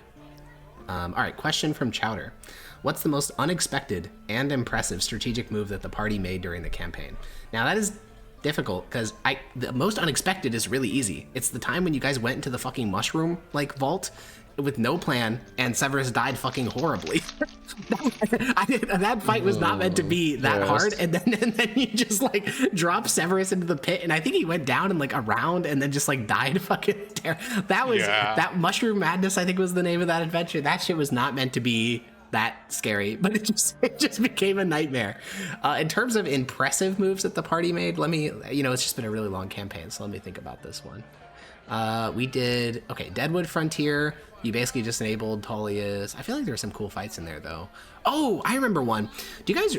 This is so long ago. It was the Battle of Faria. Basically, there's like this cleric is on this mound of undead, and the cleric keeps summoning zombies because you guys are on this old battlefield called Faria. I think this is when Hecko was still playing Master Hunter Locke, I think. Maybe he was Severus at this point. Either way, that encounter was potentially infinite because I was just going to keep summoning undead until that cleric was dead. And I don't remember who killed him because it's like literally 2.5 years ago. But I thought that encounter was going to go way longer, and the cleric just fucking died. He just died like just a couple rounds in, and what was meant to be this like crazy like zombie encounter became like nothing. And honestly, if I had to pick like most unexpected moves, it's always something like that. It's where this encounter is meant to be crazy, and then it just gets resolved in like a millisecond. Zednius did that a fair amount with his orb. Grania using her force cage on the elemental plane of water was another one of those. That enemy would have been nightmarish to fight at the same time. But Grania just force cage. The Jabberwock fight was also pretty easy. Yeah. What about us burying ourselves headfirst into a basilisk? That was expected. Basilisks are nightmarish. That I did expect you to do. No, I mean the fact that we just like went in there. Yeah, I mean I didn't expect that tactic, but I knew that fight was going to be brutal. Yes. But some of those fights, like again, the mushroom one was not meant to be that scary at all, and then other ones were meant to be scary, and there's some mechanic you guys had that just completely undid it. Yeah, I think that's my answer to that. Any other questions from you guys? Or for the other players? If you have Cato. He's kind of done. I mean, Tullius doesn't think... So the judges, as an institution, were only made by Aurelian and Victus Sol, and they are not liked by Tullius. He thinks they're way too easy to manipulate, so he's just going to remove the title of judge. Judges won't exist anymore. He's certainly removing Inquisitor, because their loyalty to the Department of Faith is unacceptable. They needed to be loyal to the Emperor. So he may bring the judges back as, like, a subset of the Imperial household, but the judges that you guys played, this, like, Department of Civility thing, that's not existing anymore. So Cato is just going to go back to doing what he was doing before, which is legal stuff. He's just a pretty normal guy that wants the Empire to be good. He's kind of like the Corvus of the Department of Facility, trying to reform it from the inside. Yeah. Who do you think's the most likely? What character do you think's the most likely to show up in a different campaign? Probably Zednius. It's gotta be Zednius, right? I mean, yeah. Really? In order of most likely to least likely, I'd say Zednius is the most likely, Grania is the least likely, then I think we can put in, like, Corvus as the second most likely, because the planner stuff, he may come up in Limits of Man. Then we have, like, Premius, just because he's a high-level paladin, I guess, and then Maximus just above Grania, because like, Maximus and Premius are important, but they're not that important. True. Important enough for people to meet them. But Corvus, I think Corvus could definitely show up in a Limits of Man type thing scenario. Oh yeah, just I definitely want to say that interplanar research. I don't know how you like treat characters that like assimilate. But, like when I was talking to my uncle about the whole thing about like the thinking of it beyond my lifespan, that was me like trying to like say that I want Corvus to be a character who he already knows the clone spell. I want him to be a character that lives far beyond the normal lifespan. Yeah, I mean, it's certainly to possible. do so. Yeah, just once you're a 14th level transmutation wizard, you can become immortal. So Corvus certainly will. I'm just gonna let you know, Valeros as a setting was started real life like 6 years ago, and we have progressed a grand total of 9 years in the setting. So you can make him live as long as you want. I don't think it's going to come up because I don't even know. I think I will real life be dead before that matters. But So what time skip? Maybe there'll be a time skip. I don't see it Time happening. skips can But be effective, or like They far can be. future campaigns or whatever. Yeah, that maybe. like are so We'll far see. removed that you don't need all the. You write causality. yourself into too much of a pickle. yeah, you're if I like, ever "Fuck write it, myself into a this- corner, then I'll do a time skip. Fuck it. Meteors fall. Time skip. Right now, though, I like being this deep into the setting because, like, every fucking region has, like, 15 player characters littered throughout that have, like, some role. And sometimes it never comes up. But, like, all the Broken Bones and Body stuff I referenced in this campaign, I didn't reference it just because, haha, reference. It's because it's a part of the world. Like, those people are important. Like, the city-state is an important part of the politics on the plains. And they changed it. And I just like having it where it's all kind of interconnected and stuff. But, noted. Corvus is certainly high enough level to start pursuing quasi-immortality. I say quasi because you can still die, and that's how most of those ancient wizards die. They just get killed by someone. Yeah. By some crazy Broken Bones and Bodies losers. Yeah, yes, exactly. And then regarding Chowder, he said, how likely is Renesmee to show up in a future campaign? I would say unlikely because I don't know how I'd run a campaign in the Feywild. So much of it, or in Athelorn, just because, like, or even in the Deadwood. The Feywilds? Well, no, she went to the Deadwood, which is a part of Athelorn. But I don't really see a campaign in the Deadwood because, God, the Necromortis is borderline an intractable problem to solve because the time shit. Like, 20 years could pass in the span of, like, a single human day, or it could be, like, the opposite, where, like, 10 years pass outside, and for the Necromortis, it's been a week, and they have no control over that. It's, like, pure RNG. And so the Grania stuff, or not Grania, the Renesmee stuff, I don't think will realistically resolve. I think the only real way to, like, deal with the Necromortis and all that stuff is to just cut down the rest of the Deadwood, which is what the Empire's doing already. It's the same with the rest of the Feywood. It's why humans cut back the Feywood to begin with. It's too unpredictable. It just can't. It's not coherent with a settled form of life. It just doesn't work. Yeah. All right. Any other questions about anything? What did the Beast of Atlia actually breathe? I remember we spent a bunch of time trying to figure that out. Yeah. So the answer is plasma. In terms of how that worked. Plasma. Yeah, in terms of how that works mechanically, that actually wasn't the beast. So I know most of you didn't watch it, but there was a session which I used to test the Beast of Atlia's stat block because I was pretty sure it was a bit underpowered when I made it. So I made a bunch of judges, and Ben and some other people played them, and we did that, and the beast was polymorphed into a bronze dragon, and bronze dragons breathe this type of fire damage, but it's described as like white hot, and so I'm like, that doesn't sound like fire. that's not how fire works. And so bronze dragons breathe plasma. Technically Lemidon is a copper dragon, but realistically he's a Draco Lich, so his breath is not even remotely what most copper dragons do, so he just breathes darkness. I don't think I like ever... acid damage mostly, right? Yeah. Did I even use his breath weapon in that? Oh, I did. I used it once. You did. Yeah. It breathes darkness and acid damage, yeah. Acid and poison, which both ignore resistances. But yeah, basically Lemidon was going to use that bronze dragon disguise whenever he needed to, like, confuse people about what he was. It just never really came up because by the time you guys actually confronted him a second time, you knew everything. Like, you never rolled the encounter with Lemidon. You just never really encountered him until... How did he know that we knew everything, though? He has informants, he has magic, fucking scrying, arcane eye, detect thoughts, all sorts of things. Did you have to nerf him after, or no? I had to buff him considerably after that. Yeah. Oh, okay. Yeah, Yeah, it's always really hard for me to balance super high CR fights because you don't want to just make it like you die, but you also don't want to make it too easy. And that particular Lemidon fight, I just realized it was a tactics thing. I didn't change the stat block that much. I just realized he can never land. Lemidon should just never land, ever. The second he lands, he removes like everything. Like he's a spellcasting dragon. You should never be in melee with someone. Because in that fight, again, if you watch the session, it's this like the dragon's like clawing into people. He's biting. He's swallowing people. Like he's doing all these like traditional dragon things. Should not have been doing that. He took like 500 damage in that fight. It was really high. Yeah, damn. Yeah, he took way more than he took from you guys because he just wasn't using his skills. So yeah, I'm glad I did that test run through. And he was nerfed back then, pretty much, right? Yeah, he's a bit nerfed. That's a good question, Charlie. Yeah. The entropy's portal. That people remember to. Yes. The answer in the short term is actually no.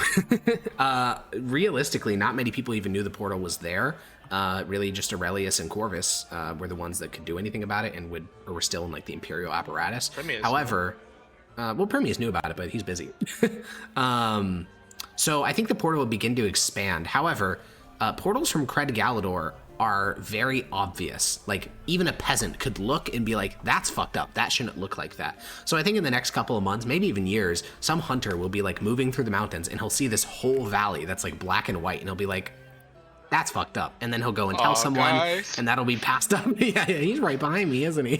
But yeah, that'll pass up the chain of command and eventually some Arcanist will go out there and they'll have a little bit of a Colonnade Tempestus situation, which doesn't mean much to those of you in the campaign, but for the Limited Man players like Ethan, Colonnade Tempestus was a Athenian city where a portal to Cred Galador was accidentally opened, and it devoured the entire city, and creatures of Cred Galador started to spew forth.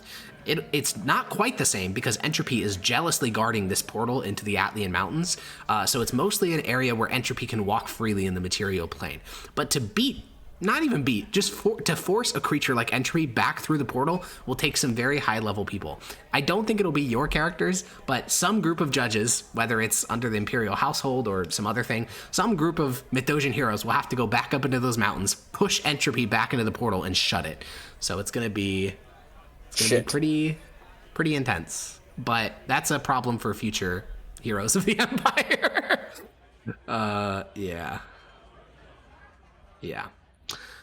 Chowder, who's your favorite character? Oh my gosh, he's asking questions. And Lee's favorite character. Now. And Lee's favorite question. And Lee's favorite. And Lee's favorite character. Say you hate donuts. Say you hate donuts. Well, Chowder's going to take a second to type that because the stream delay. So, any questions while he's doing that? Is there any other factions of the Frumentari? I know there were a few before Tullius kind of took over. Thank you, Chowder. Chowder says his favorite character was Blake. I don't think that's true. I think he's sucking up to you. In terms of factions of the Frumentari, there is now the faction under you, and I think that and the Terry Laris are just going to kind of merge together, so it's just like Zednius' Frumentari. There's still a section of the Frumentari that exists in the east that have aligned themselves with the Son of the Dragon, so that exists. There was also a very small group of them in the city-state that you killed almost all of in Broken Bones and Bodies, so I don't think any of those are left. Like those judges that you met in Broken Bones and Bodies and a couple other people were part of the... There's one with Rush's group. Oh, yeah, the Trollkin that was like a... Yeah. So yeah, there's still a couple little bits and bobs out there, but the Frumentari is closer to like a cult than it is to a... like intelligence organization because it's all built on like personal relationships and stuff. So while those are technically Frumentari, they're not really any longer. And the Frumentari will probably eventually be made into like an actual official thing by the Mythosian government because as Tullius showed, having an assassination agency really helps with a lot of things if you're trying to seize power. What about that the weird other Tullius guy? Oh yeah, that we met. Is he getting a bunch of promotions or? Wait, other Tullius guy? What was his actual relationship with Tullius? The Frumentari that was also on the mission with us that the judge talked to me a few times. Yeah, yes. His name was those conversations were so awkward. Let me find him. I know who you're talking about. He's a member of, I think, There it is. Found it. He's a member of Helquith's team. He's a 14th level assassin named Agrippa Canidia.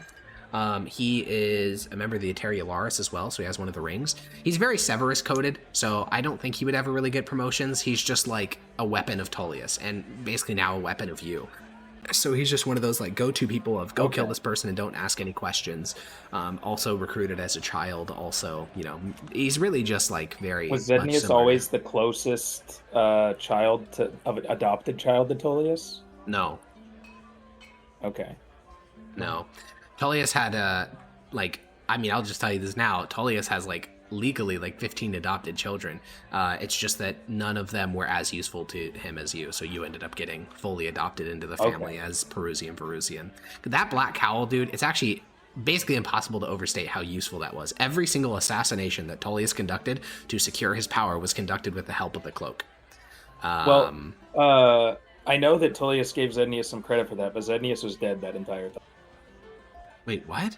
Who gave him the cloak? Was it Severus? Severus.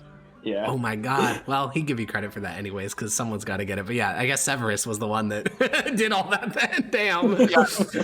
I honestly thought that it was gonna be like I couldn't have done it without Severus or anything like that. No, like, no credit. He's dead. Yeah, but you gave him a fair amount of things over the course of the campaign. But I did give him the cowl. Yeah, also like a bunch of his other not the kids. cowl, the cloak. Yeah, the cloak of the rider. A bunch of the other things like that. A bunch of his other adopted kids are just not suitable for politics. They're like little fucking creepy ass assassin children, and those just aren't likable. Like they're creepy. Like Severus is a good example of this. Severus could never be in imperial politics, but Zednius, because he's a warlock and more sociable, can at least like kind of operate in those spheres. He's a little bit more awkward, but not as awkward as some of those assassins. So, yeah. I keep min-max all of them to be creepy assassins. Why couldn't he just like make one who is like loyal? Well, he normal? did. He did that. It's called Zednius. Zednius' charisma stat is very high. And the answer, why did the assassin spy master who was told by the emperor to assassinate people make a bunch of assassin children? I mean, it's kind of self-answering. Oh, sure. Also, still on this train is Tullius told me not to look in the guy's mind to see when we were some guy. Not to look in his mind because I shouldn't know. And I saw a guy that kind of looked like Tullius. Yeah. And what was that? Is he related to Tullius? I need more details of what you're talking about right now. Okay, so I was trying to get assassinated. I was I hired a gopher at the estate, and he tried to kill me, I think. And then we captured him and we put him in the basement. And yeah. I think we killed him, and then I spoke with Dead. Yeah. That was an assassin sent by one of Tullius, the other head of the Frumentari, to try to kill Tullius. Okay. The reason he didn't want you to look at that is because, how do I put this? Tullius is a fucking traitor and always has been. Like during that like dispute with the other head of the Frumentari, that other guy was basically believed that Tullius was a traitor to the Empire and he was trying to kill him, which is totally true. And so they were waging like a shadow war, and the reason why it never really bubbled up to the Emperor is because Tullius is related. The other head was just a random guy who managed to get promoted through like being a good soldier. And so Tullius did not really want you to see what that other spy master had to say, because it was very negative when I don't think Tullius was certain of your loyalty yet. Okay. Bogdy's dead, right? Bogdy is super dead. Bogdy's super dead. Okay. Yeah. Because I thought maybe he like got away and just like has a new life somewhere. No, it was there was some way. Oh, it's that Zednius spilled all the beans to Tullius, and then Tullius basically rolled up the Sons of the Republic. I mean, Corvus never figured this out because he decided not to commit to the Sons of the Republic path, but the organization got basically halved in the span of just a couple of weeks by Tullius. And I had a pretty good idea. Yeah, and like the governor they killed, the governor of Transpontar Solaria, which is what triggered kind of the whole quasi-civil war situation. That guy had pledged. Yeah, that guy had pledged to support the Sons of the Republic and the Horatii. So he was like playing kind of both sides, and he just got killed. So they lost their only governor that like supports the Sons of the Republic.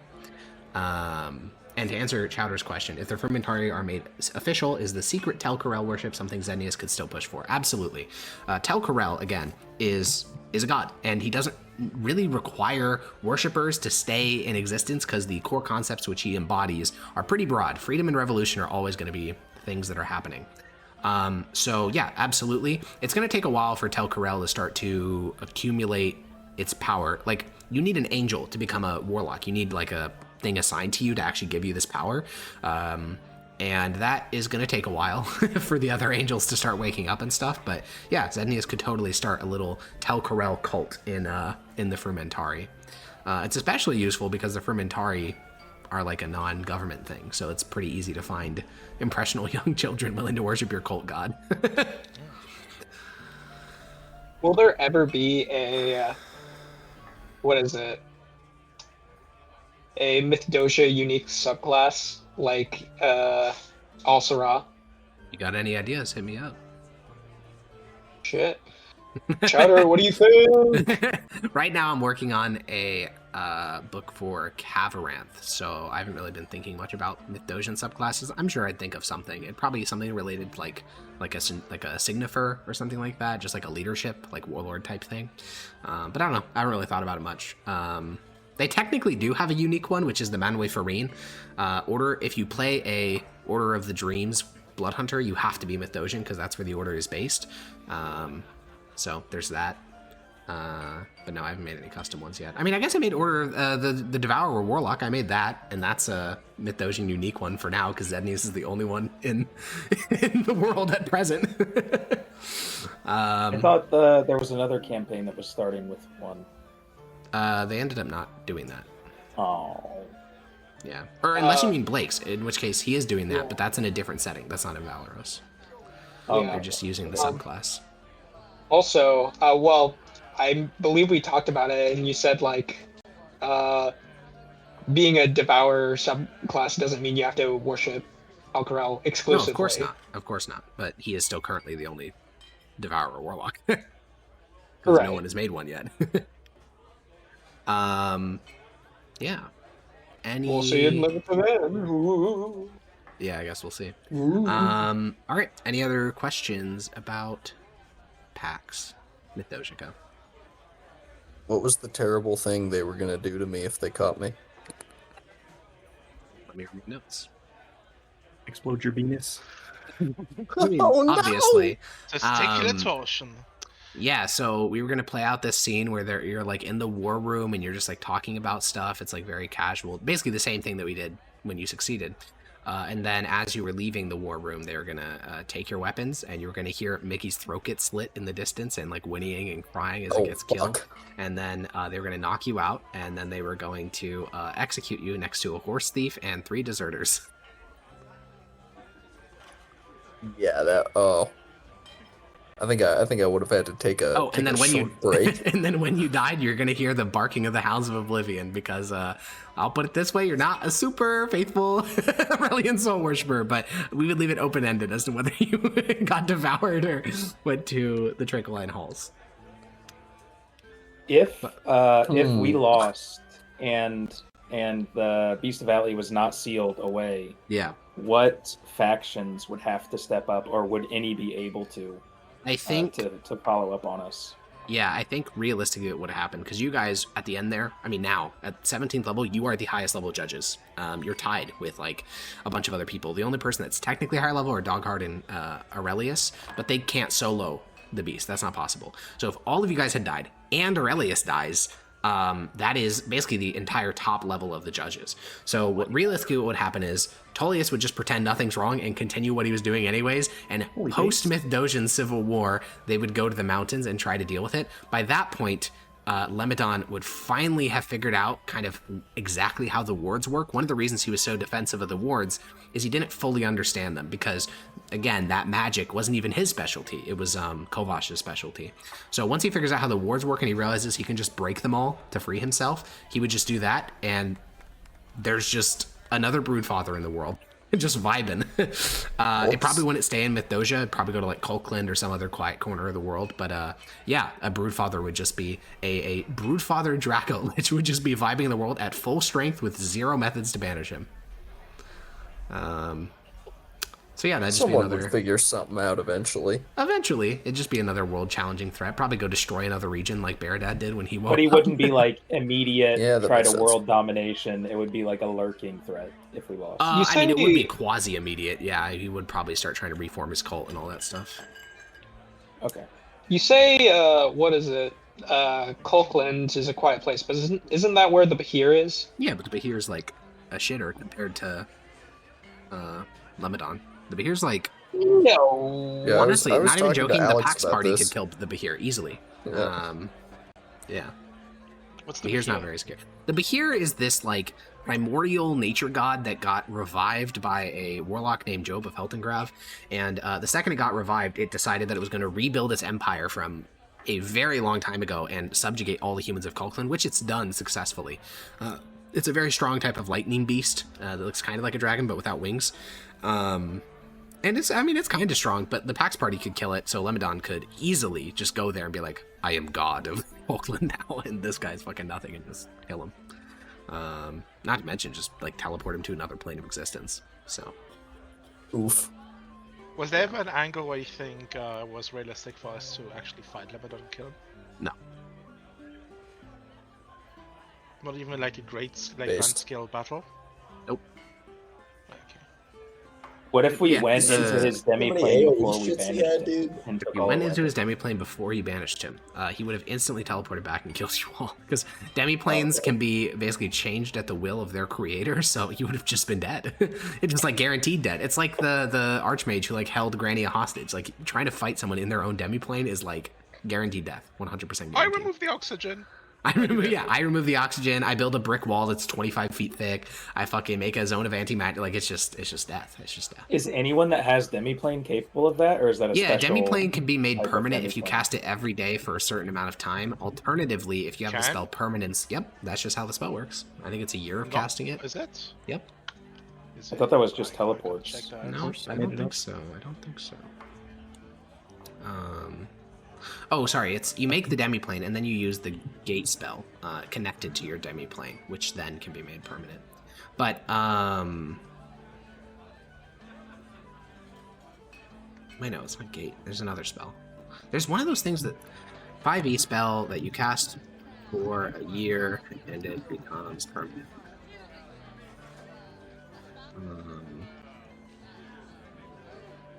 Oh, it's I no, think it's that's not teleportation. circle. It's not?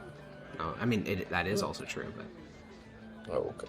yeah, the demiplane created by demiplane is permanent. It's the connection to the demiplane that you need to make permanent, and you can do that via.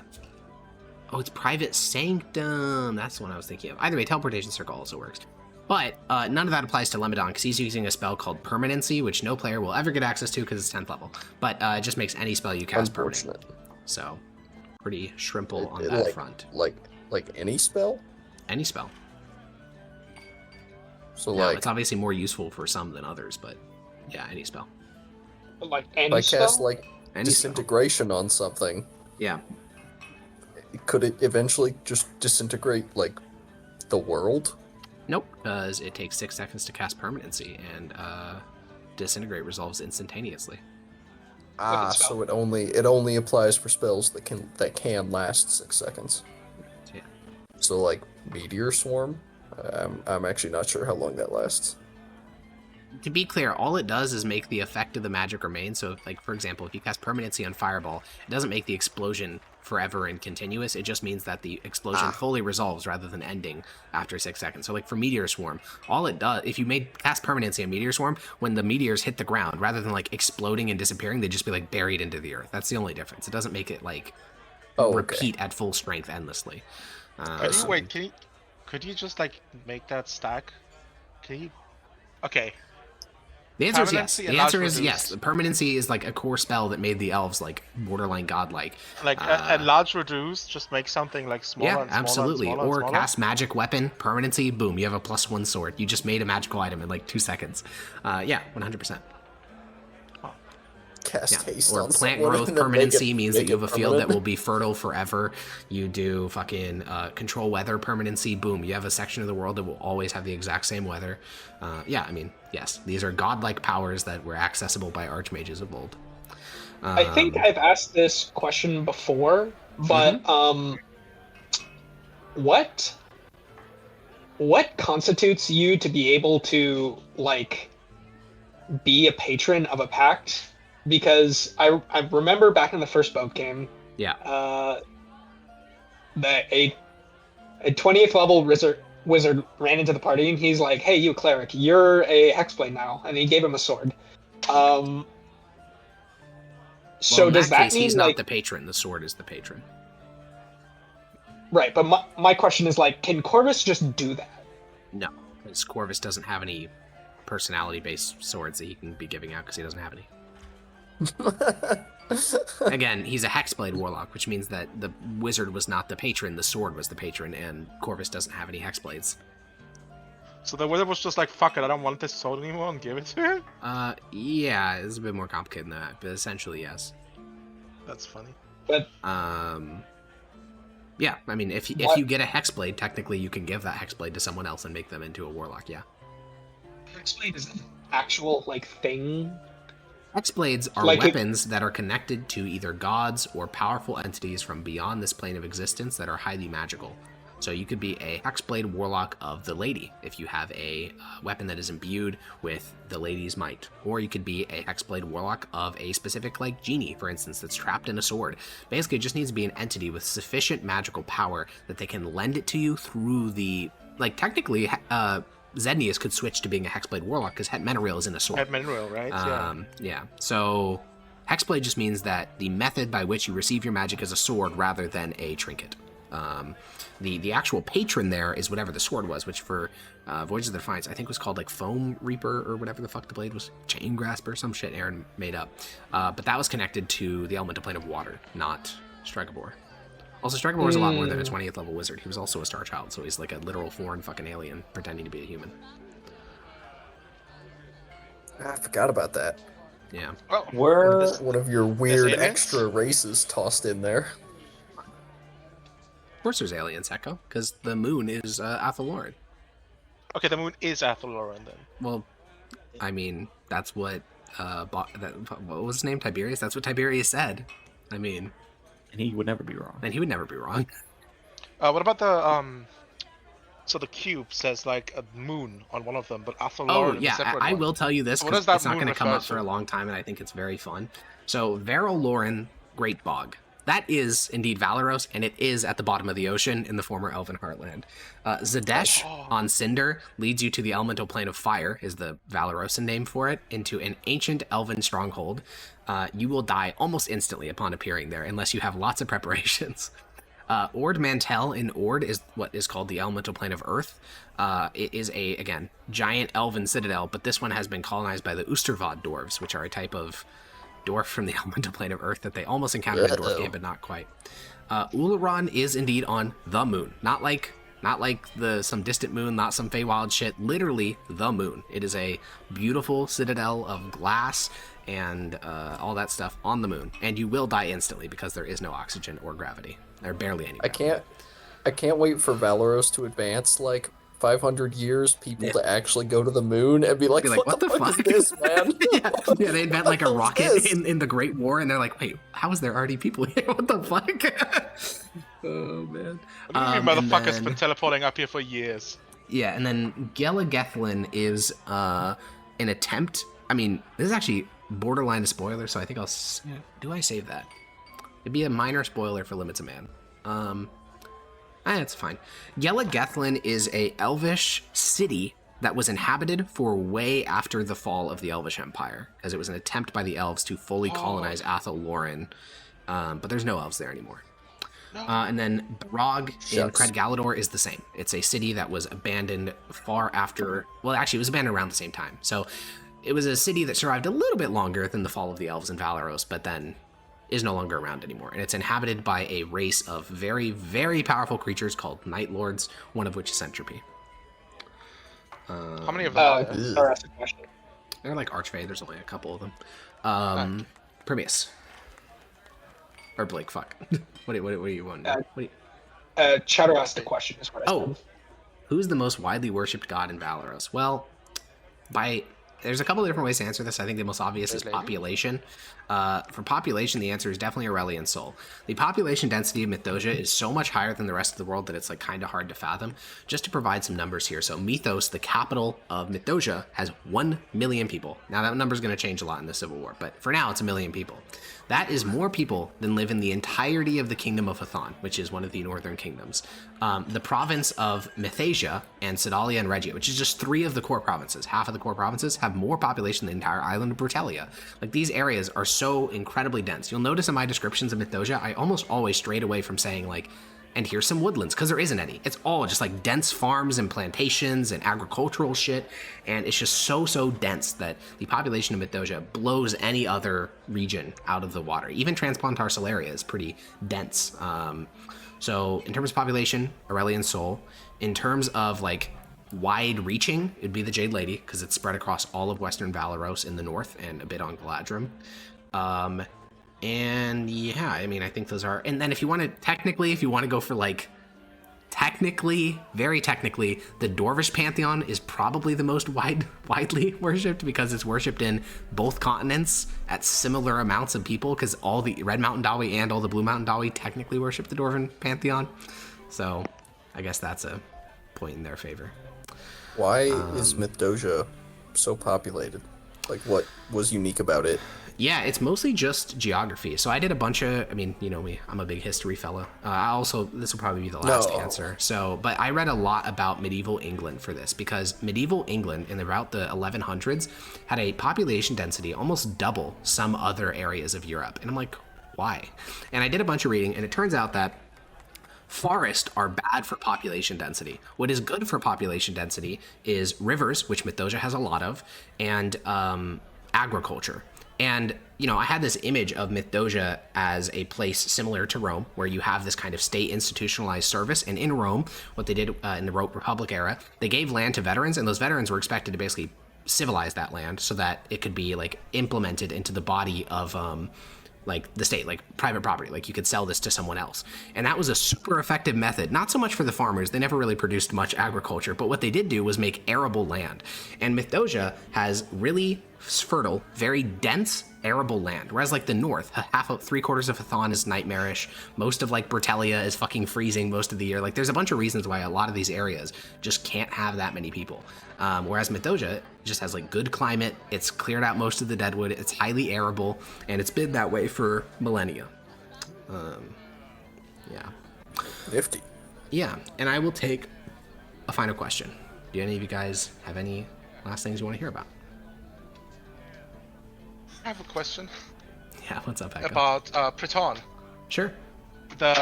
We met that tribe on Priton, right? On Gela Isle? Yeah. Galail, yeah.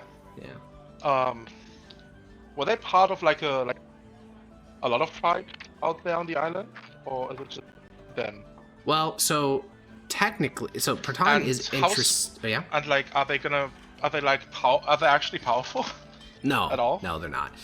Priton is interesting because it's managed to retain a large level of self-governance, and islands like Scotia and Gela are essentially the same now as they were like 700 years ago when the Protonic Empire existed, which means you have a series of local tribes headed by lords which will pay fealty to whoever rules the main island, but are allowed to be largely autonomous because it's like a lot of effort to go launch a naval invasion for like 1 or 2 tribes. Now, you wiped out the tribes on Scotia. That was a part of your backstory, was civilizing the island of Scotia.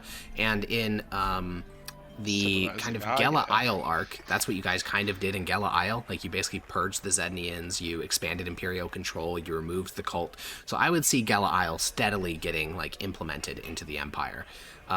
So not really. They don't really have much power. They're not really going to do much. I would say that Priton, as an entity of like the main island and the surrounding islands, will probably be able to maintain its autonomy under Tullius, but in the far future, probably not. Priton is just way too torn up by internal conflicts. Like, it's been centuries of sectarian religious wars. It's the head of like, it's the birthplace of like 3 major world religions. It's just, yeah, it's a very violent little place for how small it is. You know what those tribes do have on us, though? What? They are free from the yoke, the oppressive regime of the Money Changers Guild. That is true. That is true. So true. You're not wrong.